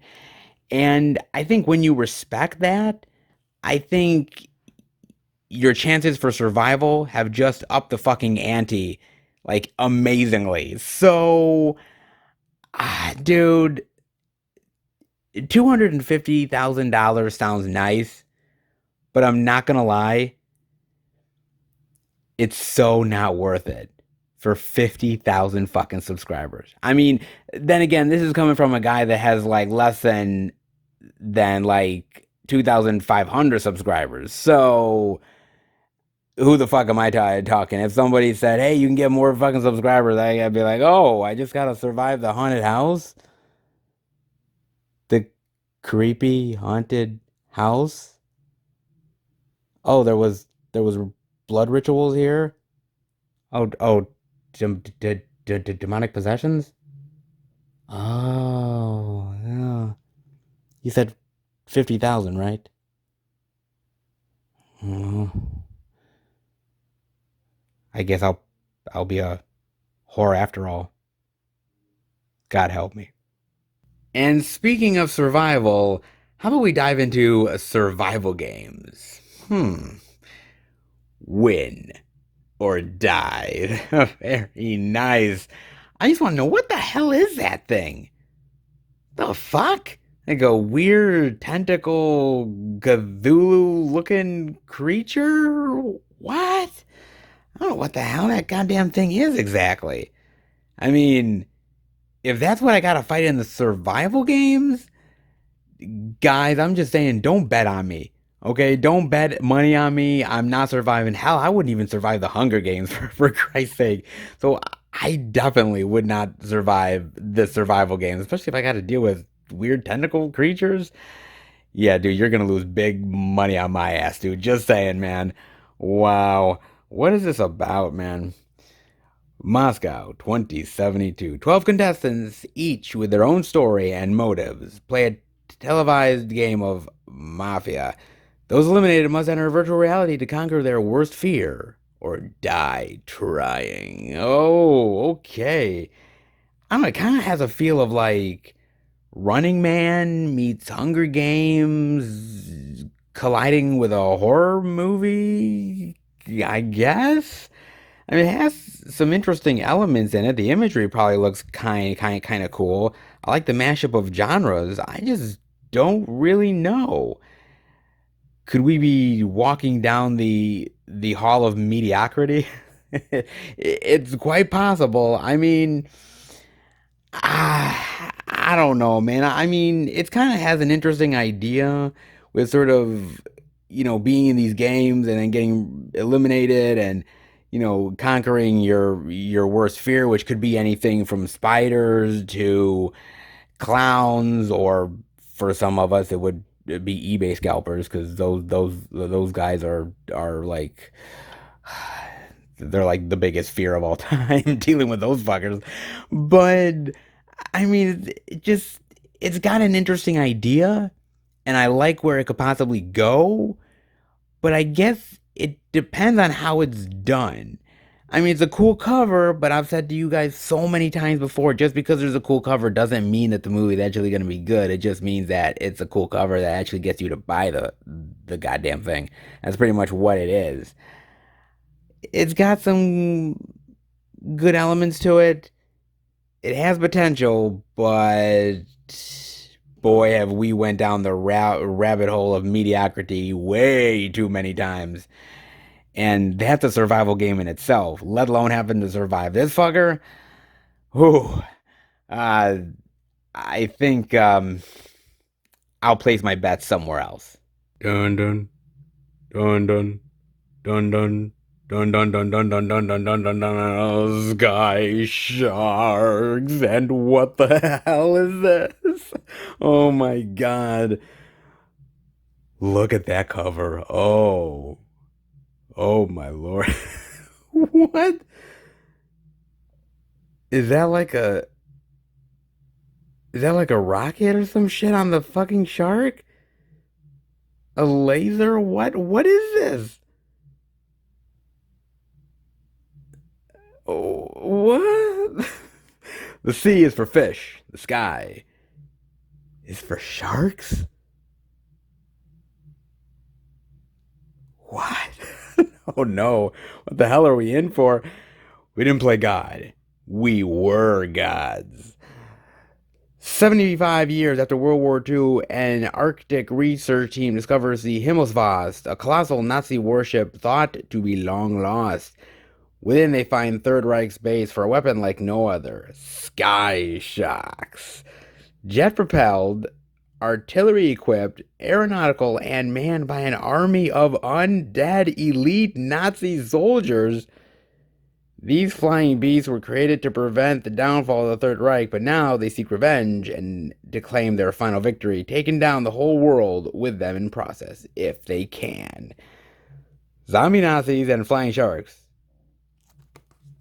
What more could you want? Oh no, my lord. Oh my god. As a Jewish man, I don't know whether to laugh or cry. Dr. Evil, eat your motherfucking heart out, baby. Oh my god. And he thought small.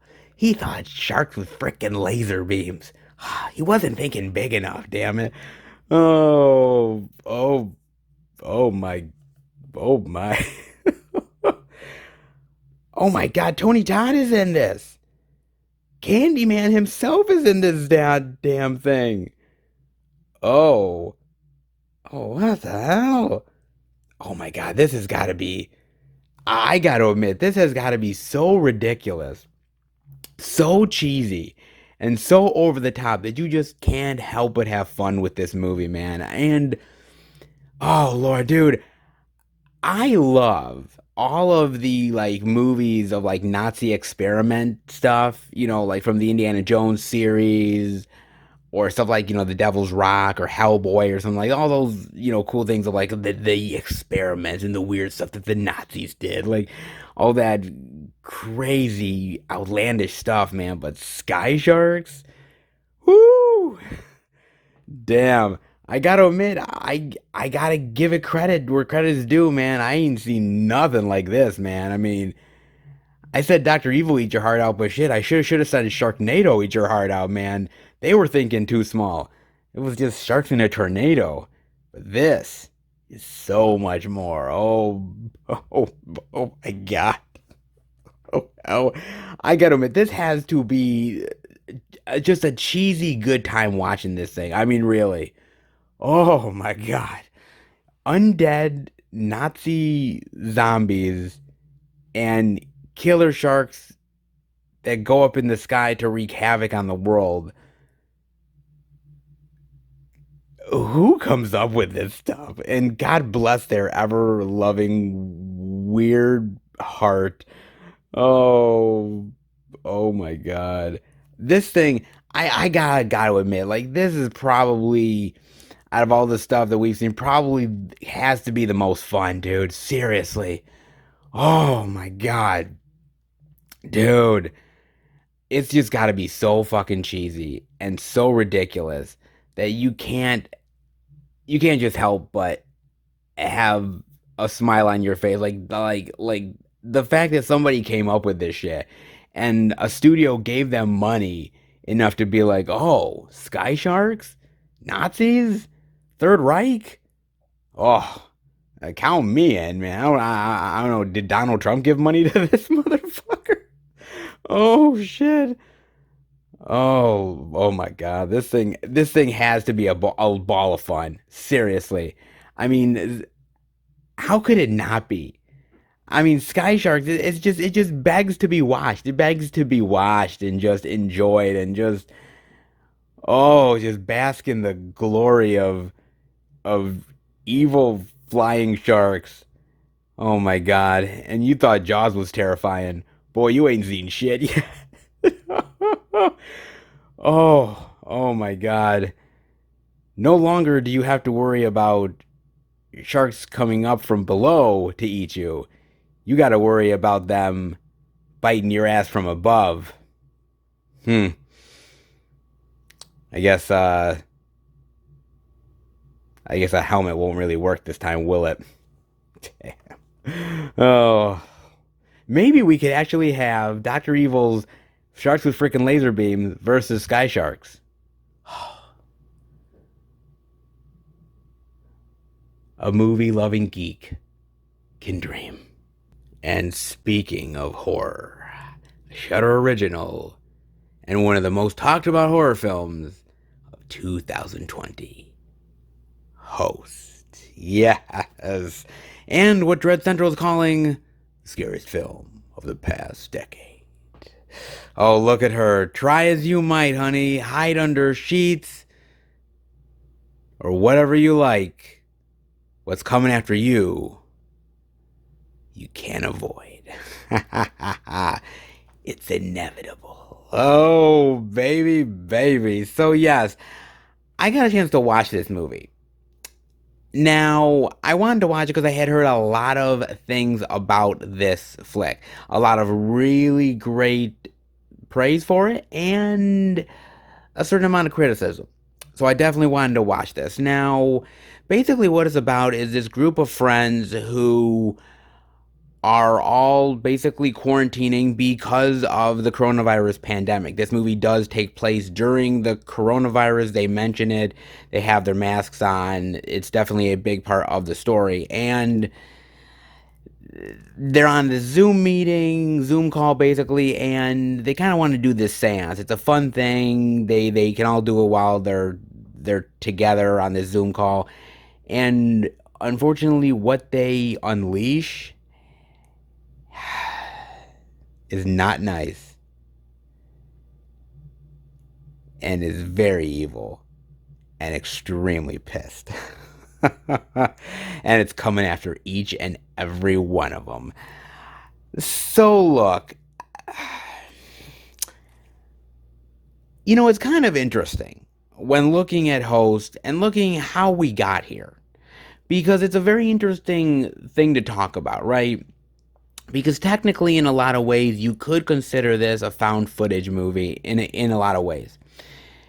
And found footage horror has been a thing for a very, very long time, whether we're talking about The Last Broadcast or if we're talking about the Poughkeepsie tapes.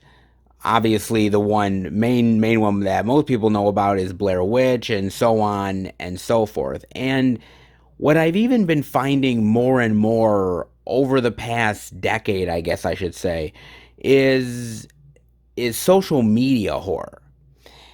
And that's becoming more and more prevalent within the genre. Movies like Unfriended, of course, Unfriended: The Dark Web, The Den from 2013, the movie Cam from 2018. Social media horror has definitely become more popular and has become more of a thing now that technology has really taken more of a forefront within horror. You have to find clever and interesting ways to keep it original and scary and keep the audience on their toes. And so social media horror has become much more of a thing than it was even like 20 years ago. But again, it sort of combines the social media aspects of the found footage horror aspects and sort of combines the two together in a very interesting way. Now, with that being said, I gotta admit to you guys, I found the movie half and half for me. A little lackluster and also effective at the same time. And I think for me, I like the idea of them doing the Zoom meeting and how the seance happens and it affects everyone that's on the Zoom call, and it has some very eerie and creepy moments to it. And I like the fact that they take into consideration the coronavirus. In fact, interesting story is that this movie was basically made last year during the coronavirus. It's pretty much just them, with a small crew of people, small amount of actors, and they all filmed this on Zoom. And for that, for a low budget, the idea that they ended up sort of doing this movie quick and dirty, honestly, it came out way better than I thought it was ever going to. It's not cheap, it is effective, it's got some really great scary elements to it and some moments. But there's a lot of things that do bring this movie down, unfortunately. And I think a lot of it has to do with the characters. Because I think, to me, see, I love horror movies. I'm a horror movie aficionado, I guess, if you want to call it that. But for me, yeah, you can have all the scary elements you want, but it's up to the characters to make you care enough about them and their ordeals that makes the scary stuff even more effective. And some of the characters, you don't really get to know much about them, and some of the characters come off as sort of a little bit bitchy or vain or flat out stupid, and at times you just sit there like you kind of just want them to get killed. I mean, really, truly, you do, and it's hard to care about many of these characters, just not really knowing much about them, and you just don't get much time with them. Usually, you just go right into the seance, right into the creepy stuff, and there's no time to really get to know anybody or care about anybody. You're just right into the situation. And I think this movie would have worked better if it was a short film. And in fact, it actually started out as a short film. The filmmaker made a very short version of Host, went around the circuits. People really loved it and enjoyed it, thought it was really eerie. And the filmmaker went to Shudder and said, oh, hey, we could extend this into a full-length movie. And that's what they did. And I just don't think it's as effective as a full-length movie as it is a short film. Because I think as a short film, I think it probably is much more eerie and it's much more effective. It's not as drawn out, and the characters, you know, you can be quick about it. Here, unfortunately, you got to last a little bit longer with these characters, and a lot of times you just don't care what really happens to them at the end of the day, and you just don't really know them enough to really invest in them and invest in what's going on, and that's another issue. And look, I'll also be very honest here. As I said, there is creepy and atmospheric moments. There is scary moments that's really effective, but there is also a lot of cheap jump scares in this thing. There's a lot of like very silent moments, and then you'll get a bang, and it'll be like, oh shit, like you'll kind of jump, but it's kind of one of those cheap jump scares. You know what I mean? It's got moments where it has some really effective scary moments, and then ones where it's clearly on the cheaper side just to get you to jolt for the sake of jolting. Found footage horror is very, very tricky. And early on, when found footage horror happened, right? A lot of times, a lot of people thought what they were watching was real. They thought that they were watching almost like snuff movies or something. Like, wow, this is actually real. This was very, very early internet days or pre-internet where you didn't know what you were watching, essentially. And now people have become much more sophisticated with the technology. Horror has, in some ways, gotten more effective, and in other ways, maybe not so much. I mean, I think technology, in my opinion, has kind of hurt the horror movie in a lot of ways.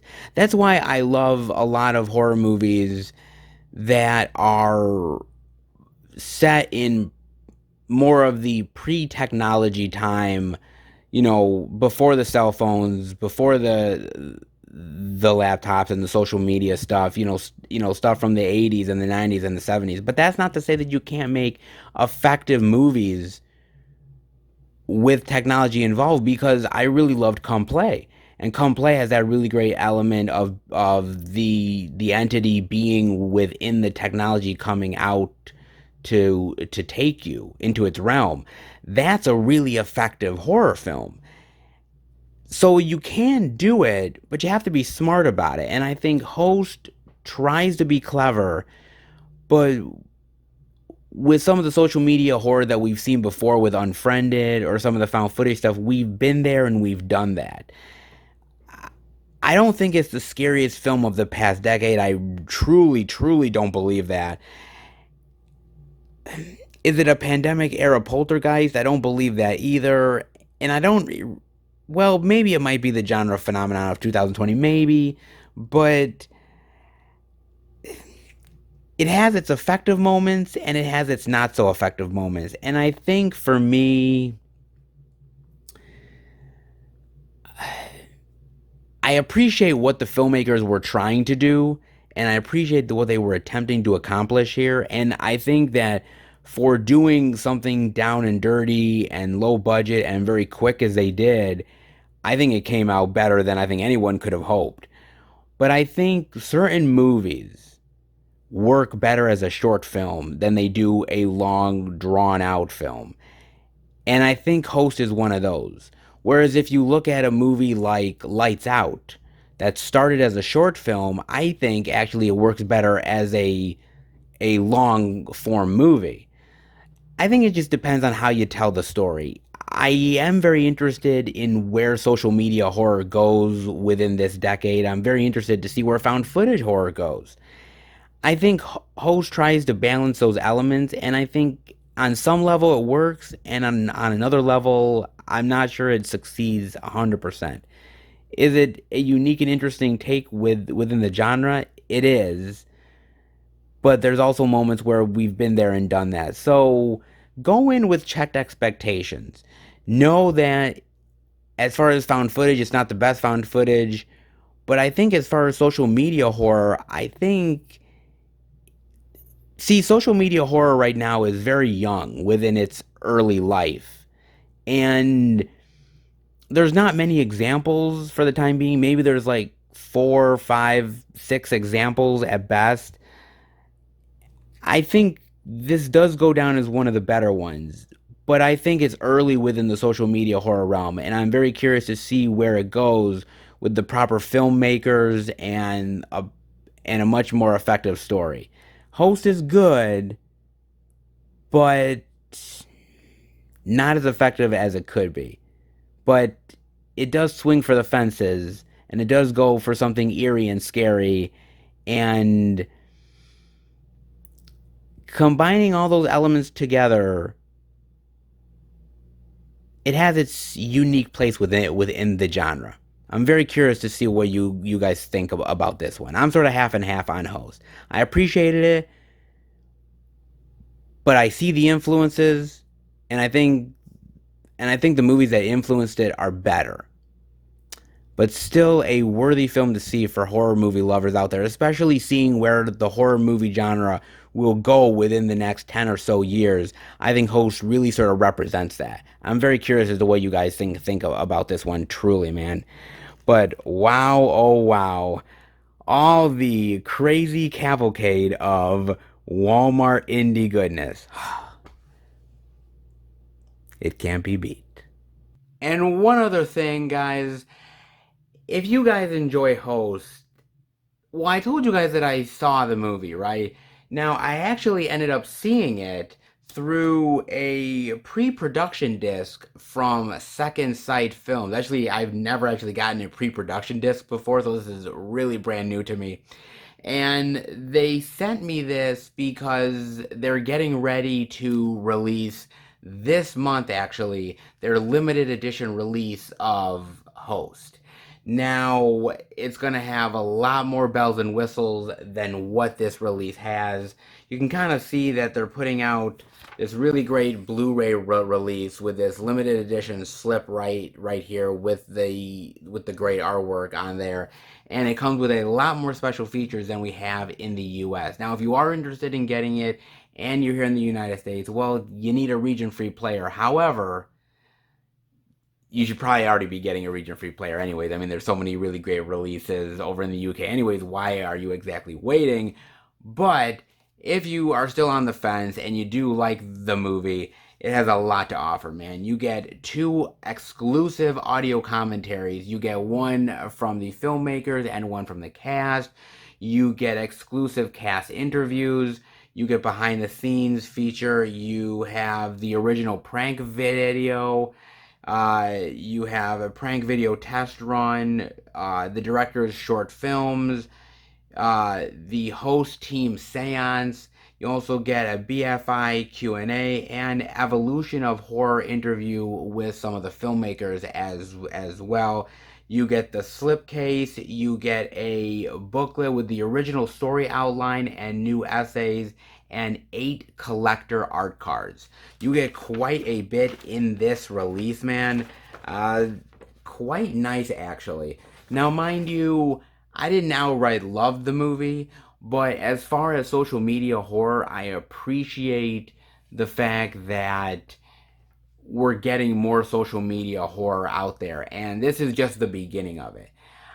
At the end of the day, it's a unique blend between social media horror and found footage that I think does a little bit better of a job than Unfriended or Unfriended the Dark Web and a few of the other ones.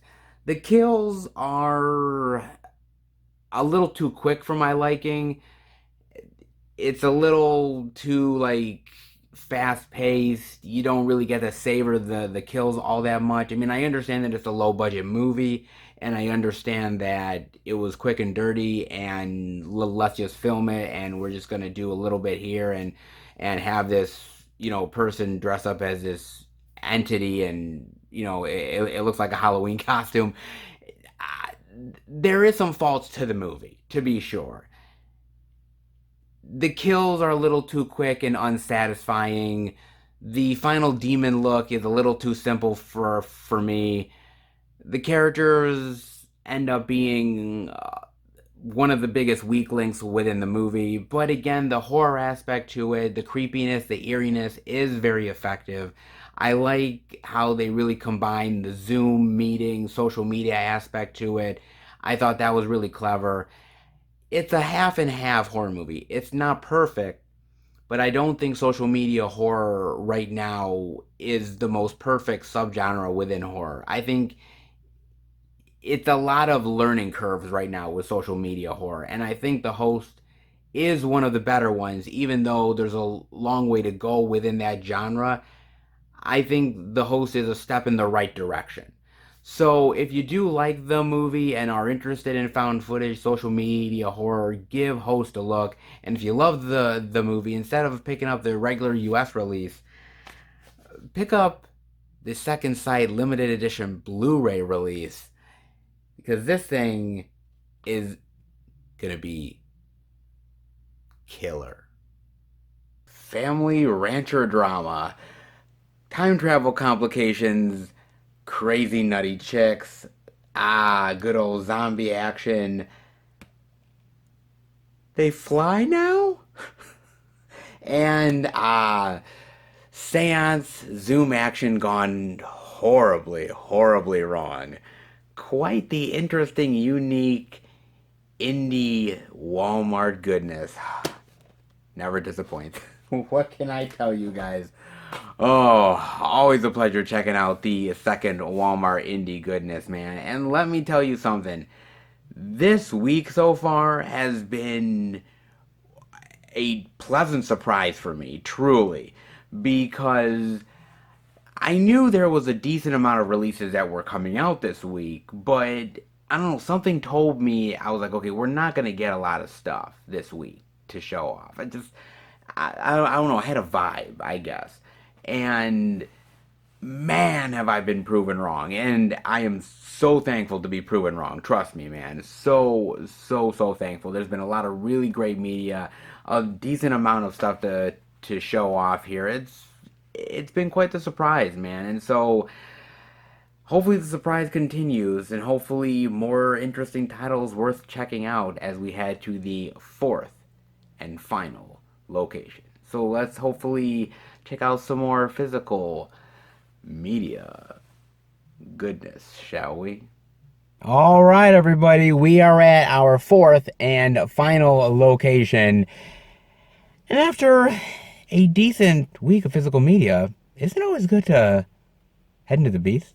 Yes, it definitely is. And we are at our next location, the Beast. Best Buy, baby. And as you can see, we are getting pelted with snow. We're actually in a snowstorm right now, and I'm out checking the physical media. Of course I am. But it is always worth it to check out the physical media, and this week has actually been pretty decent, dare I say. So can we cap it off with a pretty decent week over at Best Buy? Well, we've seen some good physical media already, so why not one more? And the Beast usually delivers for the most part. So let's hope the Beast delivers one more time. Let's head in and check out more physical media goodness. Alright, we are in at Best Buy, and I'm gonna be pretty damn honest with you guys. They have barely anything new this week. I mean, I'm serious, like barely anything new at all, which is really shocking for Best Buy in general, but yeah, we're not seeing barely anything, man. I mean, we are seeing they have the Blu-ray of Tesla for $16.99. I know we definitely haven't seen that yet, so this is brand new, worth checking out. Now, this is from good old Shout Factory. Very nice. Now, I got a chance to watch this on Amazon Prime.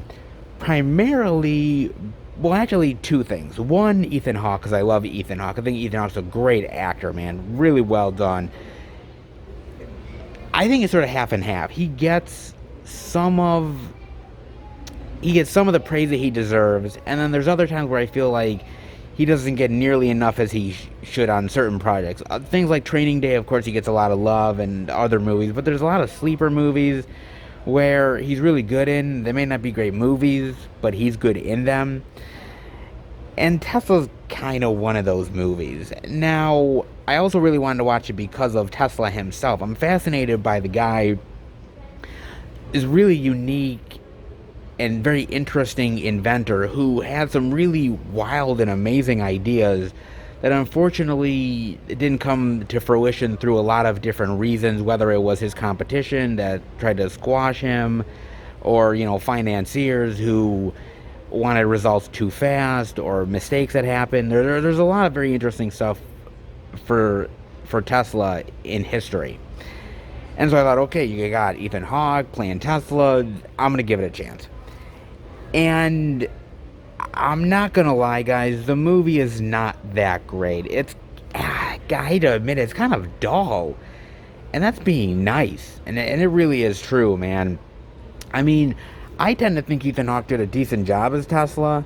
I know some people aren't big on his performance here. I thought he did an okay job. But it's just the movie around him, because they don't really dive into Tesla himself, the inventions and the difficulties. There's a lot of misinformation in this movie, and it kind of plays fast and loose with the facts. And unfortunately, it doesn't make for a satisfying movie for the character and for the story. The movie kind of meanders all over the place. I mean, there's good performances here. Like I said, I think Ethan Hawke does a decent job. I like how McLaughlin here, I think he does a good job. Jim Gaffigan does. I mean, there's a lot of decent things here as far as acting-wise, but as far as the story itself, it really is a mixed bag, man. And they really don't treat Tesla, I think, with the kind of interesting fascination that they could. And I'm not saying that this biopic has to be like the most accurate thing in the world, because there's a lot of biopics, practically, let's say every biopic pretty much has some sort of facts that are not exactly based in reality. But this one really felt like it was really even barely trying at times. Like I said, the story was just all over the place. Character motivations were just coming and going from one scene to the next. And again, what should be a fascinating story about Tesla, his inventions, and sort of what made him who he was, really just got kind of put to the wayside to me, which is a real shame, because Tesla's been done very interestingly by a lot of actors. David Bowie, I believe, played Tesla in The Prestige, if I'm not mistaken. You had Nicholas Hoult play him in The Current War. You've had a lot of other different actors. And always in those iterations, they've always been very fascinating and interesting to me. And the story of Tesla is just a very unique and complicated one that I quite enjoy.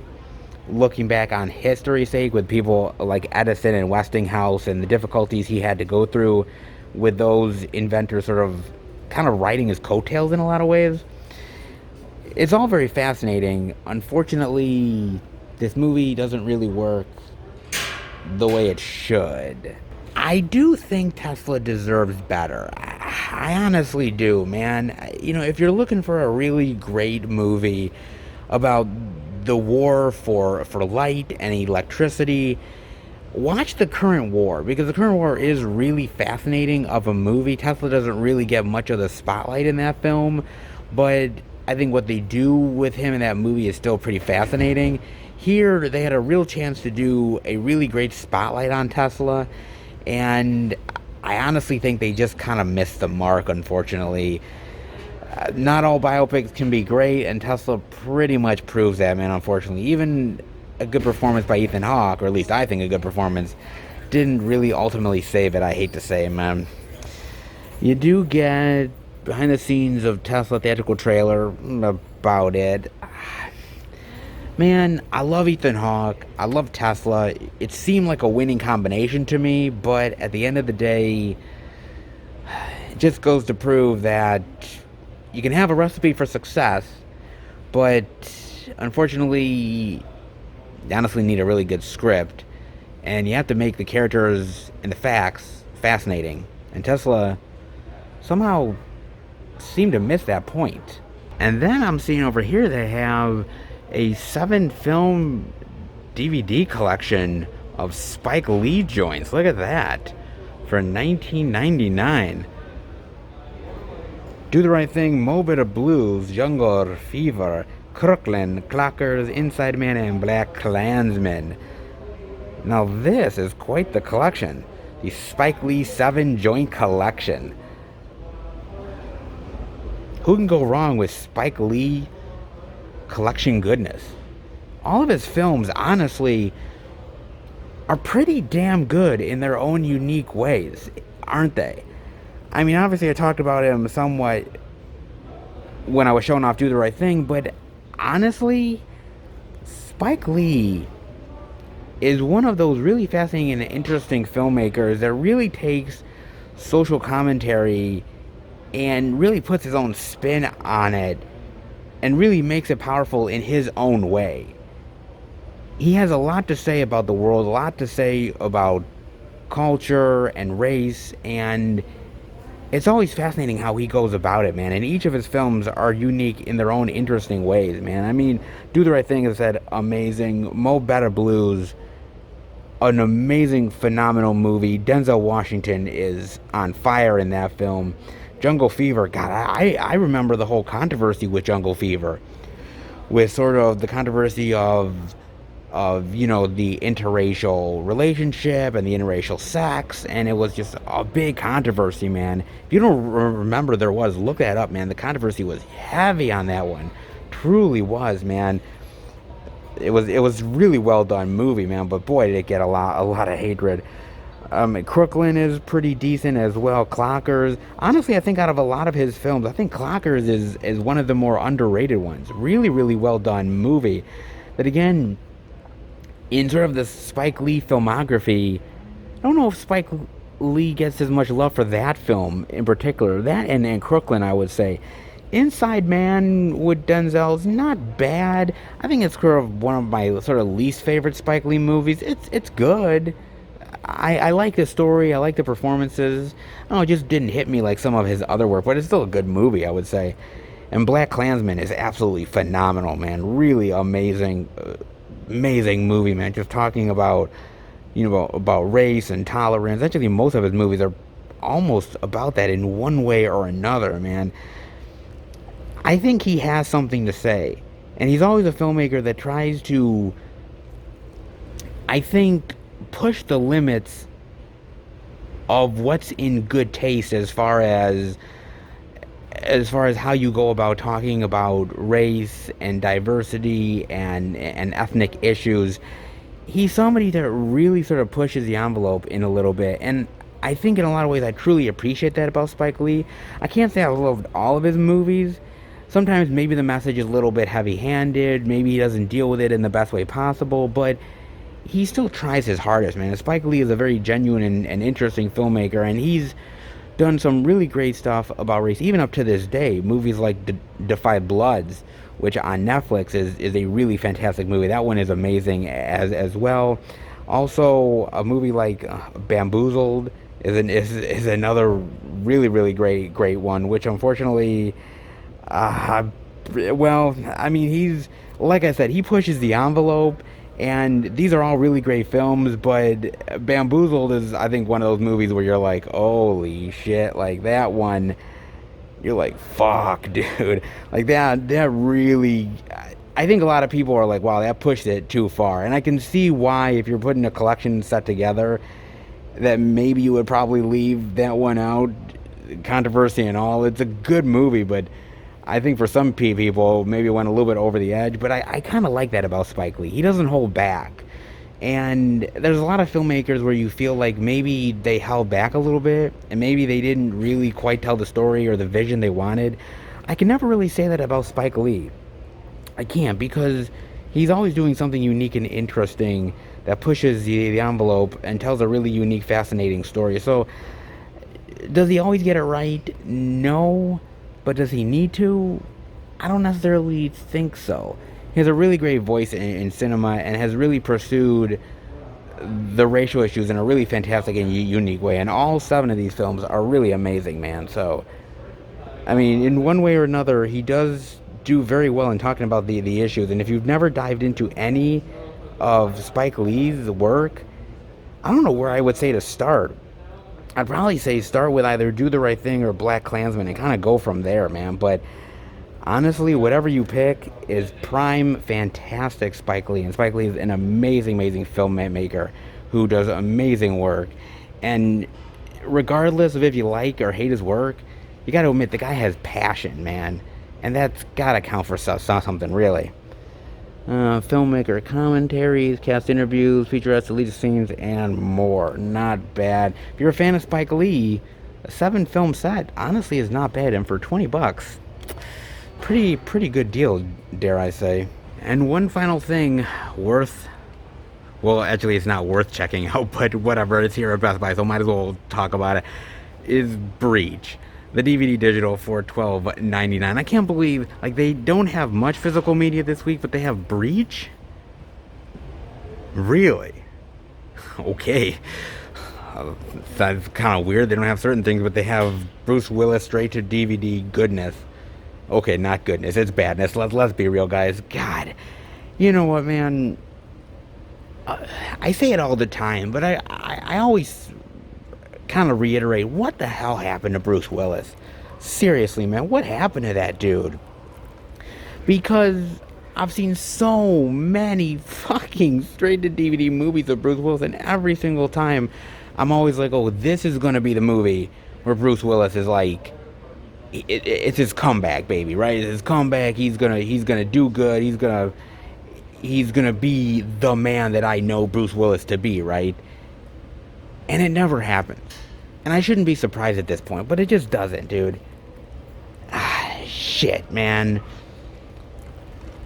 The last time that I really thought that he did a good job, really worked hard for himself as an actor, and I thought really gave a shit, was the remake to Death Wish. I mean, I thought he did a really fantastic job in Death Wish. And before that, I would say it was probably Red 2.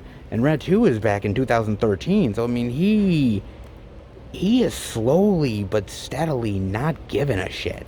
I mean, seriously. And if you look back at Bruce Willis, right? If you look back in the day, right? If you look back at Moonlighting, the original Die Hard, Hudson Hawk, Striking Distance, Nobody's Fool, Fifth Element. I could go on and on and on, guys. He had charisma for days on end, man. He had just great charisma and great acting talent, and you could tell he really cared. And somewhere along the line, I don't know whether it was the fourth Die Hard movie, or maybe before that, where I started to see a change in Bruce Willis. I started to see sort of him sort of going through the motions and not really caring, and it's really a shame, because now Bruce Willis is no longer the Bruce Willis that I really love. He's no longer that guy. He's sort of like trading off of what he used to be, right? They cast him in these movies because he's Bruce motherfucking Willis. He's Die Hard John motherfucking McClane, right? That's who he is. He's the badass action guy. But he's no longer that. It's kind of the same of like casting Van Damme or Steven Seagal. Shit, I'll fucking take Steven Seagal in this movie. And that I thought I would never say, man. Because at least Steven Seagal might have a fucking pulse, right? I mean, he might have a pulse. Like if you check him, he probably is breathing. I can't say the same for Bruce Willis, man. Like Bruce Willis just sits there, has a gun, and sort of bad CGI effects come out of the gun, and it's like, oh, badass Bruce Willis. Like, this isn't even like, I mean, even bad Bruce Willis from back in the day, you still are like, that's fun Bruce Willis. Like, even like Cop Out. Like, I don't like Cop Out, but I mean, shit, even that's bad Bruce Willis, but that's at least, maybe he's kind of trying a little bit. Like Kevin Smith is trying to get a pulse out of the motherfucker. Like, here, there's just nothing, dude. Damn, man. Like, this, I continue to get disappointed by Bruce Willis, and maybe I should just learn to just deal with my disappointment. But I'm always sort of going back to sort of what could be with Bruce Willis, or what was back in the day. Man, I'm always looking for that old spark again from Bruce Willis, but I have a feeling like that light is fading fast, dude. And Bruce Willis is no longer the badass that he used to be. He's just more like a shriveled up prune now. And I thought I'd never say that Bruce Willis is a shriveled up prune. A shriveled up prune, almost kind of like the parasite in this movie. So, you know, hey, at least they have something in common, right? Hey, deep in space, they are not alone. With this movie, I'd rather this movie be chucked into space alone where nobody could find it. That might be better. Oh boy. No special features, but honestly, that might be a good thing because after the bad CGI, the terrible acting, and just a story that had promise and turned into complete shit, Breach is a real fucking garbage, man. Oh, damn. What happened, Bruce? What happened to you? And can you ever be the old Bruce again? Damn, I want you to be, bro. Unfortunately, we just got Breach, Tesla, and that Spike Lee collection, and that's it. There's literally nothing else to check out this week, and that really sucks here at Best Buy. There was more media, but not here at the Beast. Well, this week's kind of a drag over at the Beast, but at least we saw a couple things we're checking out. Not bad? Possibly. Alright, well, hey, something's better than nothing. Let's head out. So wait a minute, guys. Hold on a second. Before we leave here, literally, when I originally passed by the new release section here at Best Buy, they did not have Let Him Go out. Swear to God. And then I was in the back filming, and I came up here, and they have Let Him Go. Somebody saw me coming and put out the physical media. Well, I guess there's one more release to show off, and that is the Blu-ray DVD digital of Let Him Go for $22.99. Swear to God, they didn't put this out when I came into Best Buy. Like I said, they saw me coming, man. But hey, at least they put out the damn thing. So, you know, as I said how much I really love this movie, and I truly, truly do love this movie. I think this movie is really phenomenal, man. But it's kind of interesting because I look at Diane Lane and I look at Kevin Costner, and they're both really fantastic actors, amazing at their craft. But it's almost like this movie is one of those movies that I don't think people are really interested in because they're older actors, right? And the appeal just isn't there like it is with sort of younger actors. And that's kind of a shame, really. I mean, if you look at Kevin Costner, for instance, Kevin Costner is an amazing actor, man. I mean, done so many really great roles. You know, Bull Durham and Tin Cup and so many other ones. Field of Dreams, of course. You know, Dances with Wolves. You name it. And after a certain while, and I've said it to you guys so many times, when you're an actor and you get older in Hollywood, the roles start to really dry up because you're not the leading young man that, you know, women want to see anymore and guys want to go to see your flicks. You really have to reinvent yourself as an older actor. You really have to do something kind of like what Liam Neeson did. Be sort of the action guy. But unfortunately, that only really carries you only so far. But I don't think Kevin Costner has ever really been interested in that. I mean, you know, there's been a lot of older actors in old-time Hollywood that has extended their lives after a certain age. I mean, you look at somebody like Sean Connery, who really did a great job doing that. I think you see older actors, you know, like Vincent Price or Boris Karloff. But again, they had a certain niche that carried them through for many years. But I mean, you have people like Jimmy Stewart and everything who carried on their career for a long time. But Hollywood's changed, and Hollywood's not the same that it was way back in the day, man. And the opportunities start to dry up. But I think Costner has found a nice niche, and he's somebody that doesn't really compromise. He goes for the right role, not the role that's going to make him popular again. I mean, you could argue that maybe he does that a little bit because him being Superman's father in these new films, but I don't know if that really carried him all that far, man. I mean, he hasn't had an easy task getting older, but neither has Diane Lane either. I mean, I would argue that female actresses have a tougher time when they're older getting work than male actors do, because at least the male actors can have that really great sort of push towards maybe an older action star kind of thing, like almost like a Charles Bronson. But with leading ladies, that's not so easy, man. And Diane Lane, God, I mean, whether it was Murder at 1600 or Streets of Fire, which she's amazing in Streets of Fire, and of course, The Perfect Storm, she was great in as well, and so many other films.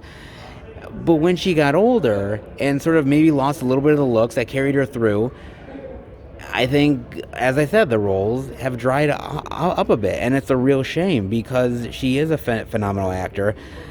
And a movie like this really proves that just because you're older doesn't mean that you're completely forgotten. You could really still do amazing acting ability and really pull off some amazing performances. But you just got to keep on pushing yourself through more and more with doing these roles, man. And you got to just keep persevering. And it really is, and it's unfortunate for someone like Diane Lane. She's never been a big star. So unfortunately, she's never had that star clout that other actresses have had. But I think it's a real testament to her that she picks really great acting roles and doesn't worry about the big blockbuster stuff. Again, the weird thing about it is, along with Kevin Costner, she also ended up being Superman's mother as well, so it's kind of weird. Both of them were in sort of the new DCEU series. You know, kind of weird how that happens, but I don't know, kind of unique at the same time, man. But I think it's sort of a telltale sign for all these actresses out there, all these young actresses are coming up, that, you know, yeah, you're getting your fame now, and you're getting all the roles, and guys are loving your work, and they're pining after you, and they're lusting after you, and you're a good-looking woman, but eventually, I hate to say it, but eventually the looks dry up. And not every actress can be a Meryl Streep. You know, you have to reason with these actresses and say, you're not going to be a Meryl Streep. You're going to be a struggling actress at a certain point, and you're going to have to learn to either have a niche that carries you through, like somebody like a Jamie Lee Curtis with horror, or, you know, do the most prestige movies and get Oscar nominations constantly. But you can't have it both ways.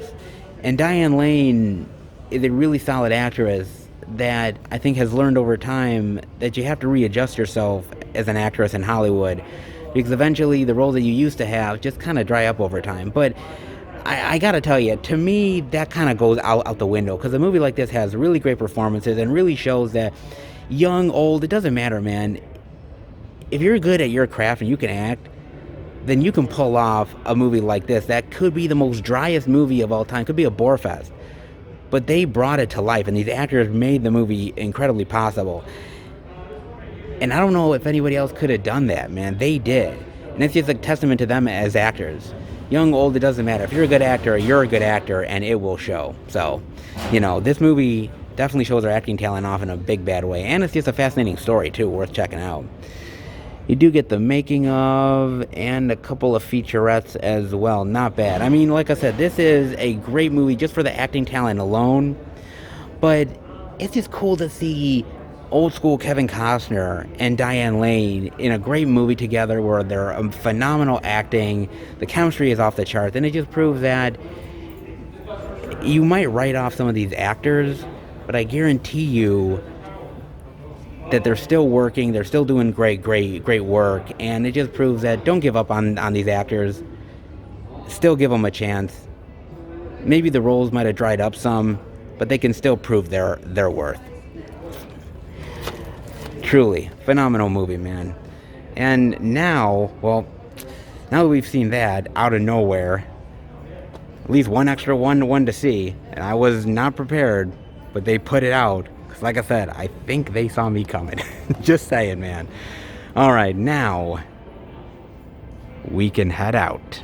What if I told you at the start of this video that Target would have more media to show off than Best Buy? You guys would have called me nuts, okay? You guys would have called me all kinds of names. But this is what happens when you do the out and abouts. You never really know what you're going to get until you actually go into the stores. Now, again, maybe the truck was late, maybe the snowstorm that we're having delayed stuff. It's possible, but they do have a couple of the new releases this week. They just don't have the ones that I thought they'd have. It's weird. Last week, Target had really nothing. Best Buy had a lot of really great stuff. They had pretty much all the media. This time around, the total flip flop. It seems like every week I'm living in the Twilight Zone. Oh my god, I don't know what to expect next week, man. But I mean, they did have a couple things we hadn't seen before, so that's nice. But outside of that, kind of lackluster. The Beast definitely didn't deliver this week. Kind of so-so. But, at least we saw something we didn't see before, and that's ain't half bad. Overall, a decent week for media. Could be a little bit better, but way better than I thought it was gonna be. Overall. Truth be told, some stores have a lot of media, other stores don't, but hey, if we can find some cool, unique stuff we're checking out, then it's always worth it. You guys know that. Alright. How about we head out? Alright, everybody. That'll do it for the Blu-ray and DVD out and about video this week. And man, it kind of felt at moments like we were literally in the Twilight Zone. I kid you not, man, because, I went into this week thinking to myself, I was like, it's just not going to be as plentiful as last week. And I knew we would see some stuff, but not nearly as much. And boy, was I so beyond totally wrong, man. And especially with Target of all places. Oh, Lord, man. And then Best Buy not nearly having as much, but still having some stuff. Honestly, this is why we do the out and abouts, is because you just never know what you're gonna get week in and week out. I don't know, like, if is next week gonna be plentiful? Not as much. Who the hell knows until I walk in and actually see it for the first time? You just don't know, man. But I mean, hey, it was great to see a lot of cool stuff. I mean, you had some really great new releases, some exclusives, limited editions, more 50 Shades? What? Oh, God.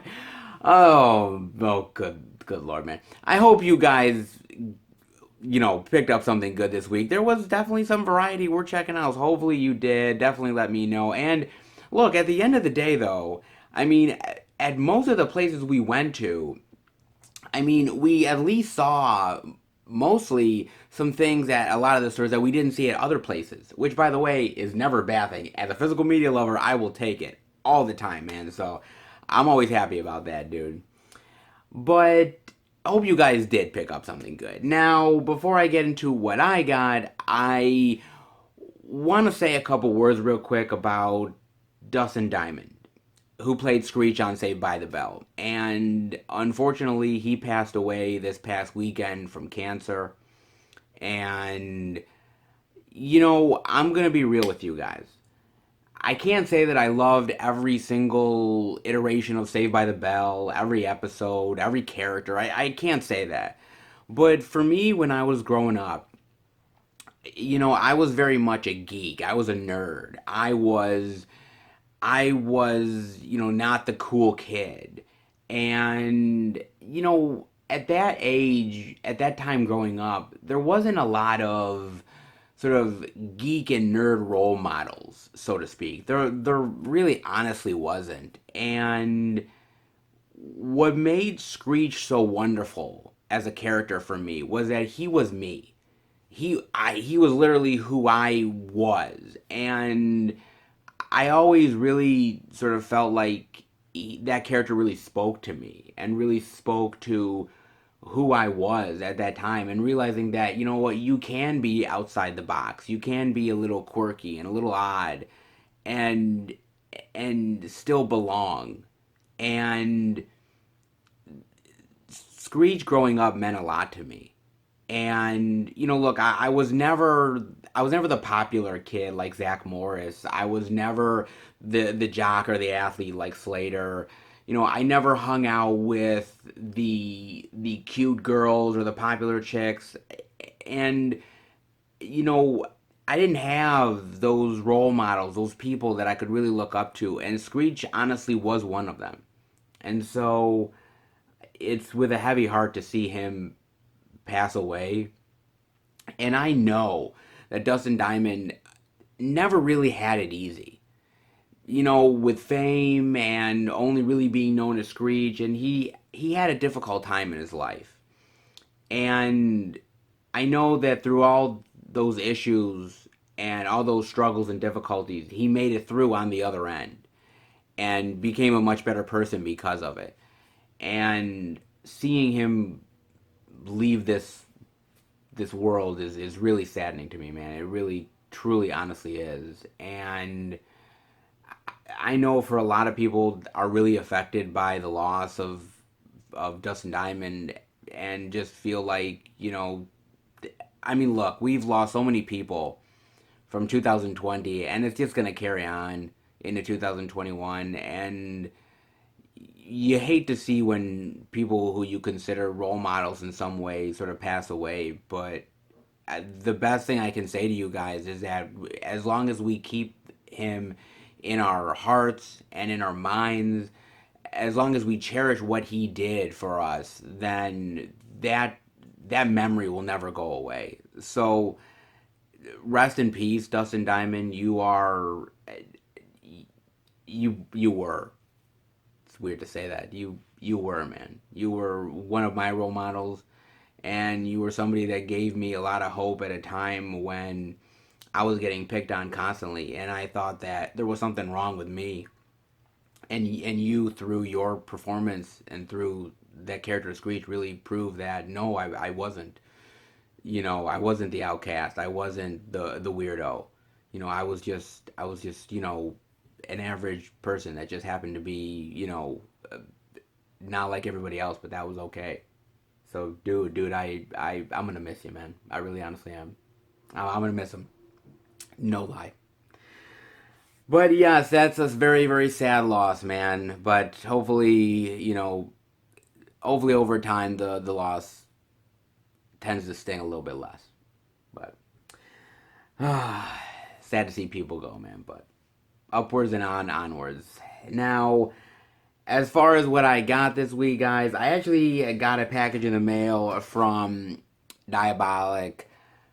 They definitely do love me for sure, man. And this is actually a release from MVD, and it's actually a Drew Barrymore movie that is similar to almost like a Bonnie and Clyde story, which is kind of weird. I had never heard of this movie before, and when they announced it, I was like, God, where did this one come from? You think you know everything from certain actors, but you honestly really don't. This one kind of slipped under the radar, a rather unknown one, but it looked really good, and I had to take a chance on it, guys. So I am definitely excited to check this out. You guys will not get to find out exactly what I picked up until my February pickups, which will release some point, guys. It'll show off all the releases that I got for February, and I don't know whether February is going to be a very plentiful month or not. I mean, I know that there's going to be some really great editions that I'm going to be getting, guys. Some really great Arrow editions that I know I should be getting in the mail at some point. MVD, some really great retro titles, limited editions, as always, and those oddball titles that are always worth talking about. It'll be a good month. As we pick up steam for physical media, the pickups will go along that way as well. So it'll be a good pickups, guys. And this month, definitely stay tuned to the channel for some really great pickup videos, obviously the out and abouts, movie reviews, and much, much more. It's going to be a good February, I promise. So definitely stay tuned. And before I let you guys go, I gotta talk about this one. So, we live in very sensitive times now, and we're always reevaluating the past and how we can better improve ourselves for the future. And while doing that, sometimes we might take things maybe a little too far. And maybe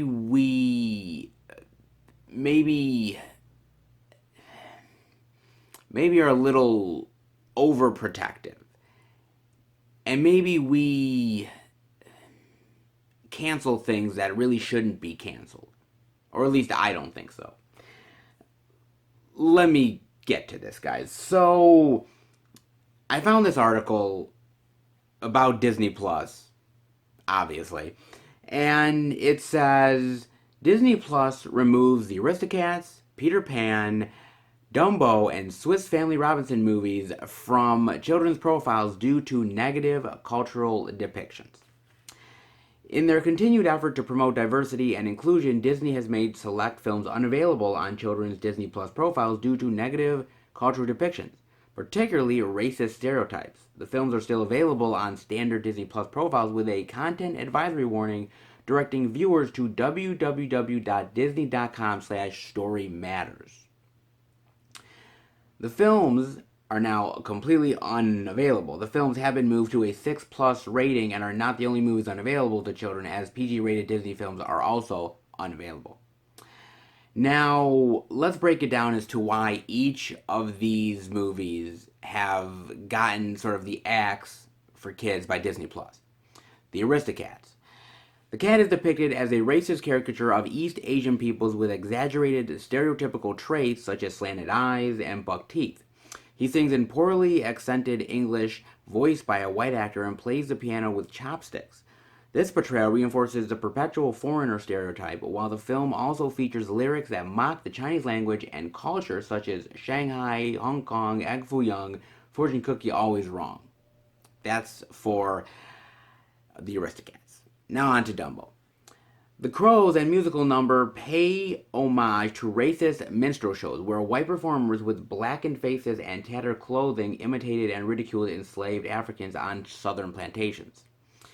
The leader of the group in Dumbo is Jim Crow, which shares the name of laws that enforced racial segregation in the southern United States. In the Song of the Roustabouts, faceless black workers toil away to offensive lyrics like, "When we get our pay, we throw our money all away." On to Peter Pan. The film portrays Native people in a stereotypical manner that reflects neither the diversity of Native peoples nor the authentic cultural traditions. It shows them speaking in unintelligible language and repeatedly refers to them as redskins, an offensive term. Peter and the Lost Boys engage in dancing, wearing headdresses, and other exaggerated tropes, a form of mockery and appropriation of Native people's culture and imagery. And last, but certainly not least, Swiss Family Robinson.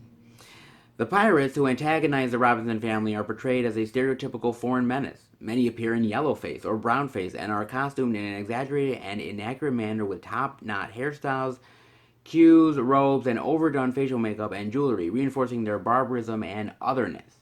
They speak in an indecipherable language, presenting a singular and racist representation of Asian and Middle Eastern peoples. And that is why those movies have gotten the axe for kids on Disney Plus. You know, back in the day when I was a kid, heavy rotation of Dumbo and Peter Pan and many other movies of the past. And I never turned out to be racist or xenophobic or homophobic or hating on other races. I never turned out that way. And I know a lot of people that never did. And they saw a lot of those movies. And I don't know if kids that are watching these movies really, are they going to be offended by the fact that a crow is named Jim Crow? Like, do the kids really even care? Is what I just am trying to think of here. I mean, are you literally going to go to your kid, right? Are you literally going to go to them and after watching, Dumbo and be like, "Well, son, you know that crow that you liked? That's Jim Crow. Jim Crow's a very bad thing in this world." And I mean, it's, I understand in some ways why they're doing it because, they're trying to be more understanding, and that's never a bad thing. But I just kind of wonder, how far are we really willing to go down this rabbit hole? I'm really wondering, because last year we had the whole controversy with Gone with the Wind, of course, and there's been a lot of these companies, these digital platforms that have taken out certain episodes of TV shows because they were very insensitive and, offensive, and they just don't want them on their platform. And we're just seeing now more of this, more and more. And I mean, Dumbo of all things. I mean, the kids are not going to care about what the name of the crow is. They like the floppy-haired elephant. They like the circus stuff. I mean, do they really care? I mean, the Aristocats is the cool looking cats and the dancing numbers. I mean, Peter Pan. I mean, are kids really focused on that, or are they focused on Robin Hood fighting Captain Hook? I mean, where are we going here, man? I mean, I'm not saying that we cannot improve the way we educate our children and the way we go forward with this. But trying to block out Dumbo and Peter Pan and Swiss Family Robinson and a lot of other movies, is that really at the end of the day the answer? I mean, okay, if you want to put a little warning at the beginning of it, I guess I understand. I'm not going to completely hate on that, but at the end of the day, I'm just like there's got to be a middle ground here. There really has to be. And I'm not saying remake the movies, but you know, these movies have been able to survive for decades and decades and decades, and just now suddenly we're deciding that these movies are inappropriate for kids when many kids from many generations have been watching these things for years, and not once did they ever be like, "Oh my God, the Indian stereotypes that Peter Pan is depicting. God, I'm appalled." Like they're gonna go to their first grade or kindergarten teacher and be like, I really didn't like the depiction in Family Robinson. I just what's going on, man? I just don't get it. I just don't understand it, and I'm trying to figure this out. I really am, because again, I just don't know how far down the rabbit hole we're willing to go here. I mean, I've seen so many things from, teenagers in high school being offended by American Pie. I've seen obviously the old school like teenage sex comedies from the 80s are from this new generation being completely dismissed. Obviously the old school movies, like Gone with the Wind and a lot of those other stuff from the 20s and the 30s and the 40s are completely just getting demolished by people nowadays. It was just a different time and a different era, and I'm not saying it's right, but I'm saying that you have to look at everything within the proper context. And if we can't get rid of the past. We have to understand it and we have to reconcile with it. And just forgetting about it and sweeping it under the rug is not going to help anything. It's not going to do it. We can't forget the past. We can learn from the past, but we cannot continue to dismiss these movies and these TV shows because they're just insensitive and we just want to get rid of them. I mean, look at something like All in the Family. I mean, my God, All in the Family certainly could not be made today. That's for damn sure. However, I watch All in the Family sometimes, and I bust a gut laughing because I think it's kind of funny with Archie Bunker and some of that stuff. I reconcile what it is and I understand it, but I can still have fun with it and still laugh at it. But yeah, understand that it's no longer acceptable. Why can't we do that in society? Why do we have to just continue to just dismiss stuff? And where where does this all end exactly? Where does it all go? I mean, what are we teaching our kids to just say we're no longer going to tackle these issues and we're just going to literally get rid of everything that is bad in the world. We can't. We have to face it head on. And sometimes with these movies and these TV shows, I understand they're not what represents us now, but to get rid of them is not the right answer. And there's got to be something there. We can't just get rid of this stuff for the sake of getting rid of this stuff and just completely forgetting it from our culture. That's why I love physical media, guys. That's why I do, because I do not want a company telling me what I should be watching and to get rid of something. I want to judge it for myself. I'm not saying that all those movies are right, and I'm not saying all those movies are wrong, but you got to give people the choice. And just making the choice for them, I just don't think is the right thing. I think it's to me it's purely a form of censorship, and I just don't know if I completely agree with that 100%. I get where they're coming from, but I just don't know, man. I mean, let me know what you guys think about this. It's a very interesting hotbed topic, but I want to know what you guys think, man. So definitely let me know, and I hope you like this video. If you did, definitely give it the thumbs up. And if you're new to the channel, welcome. Check out the other Blu-ray and DVD Tuesday videos I do every single week. The movie reviews with my friends, movie hunting videos like Dollar Tree hunts, Blu-ray pickups, live streams, and much, much more. If you are a lover of movies and physical media, then hit subscribe and become a part of the Film Fan Nation. I want to thank you guys for watching the videos, sometimes crazy long lengths, but I really appreciate it. The great comments, the feedback, the great support. You guys are really wonderful, and I appreciate each and every one of you. So thank you so, so much. So if you love what I do and how I talk about movies, then definitely hit subscribe. Keep up to date with everything I'm doing through Instagram, Facebook, and Twitter. FilmFan108. Keep up to date with everything I'm doing, plus special pictures and videos I do from time to time on social media as well.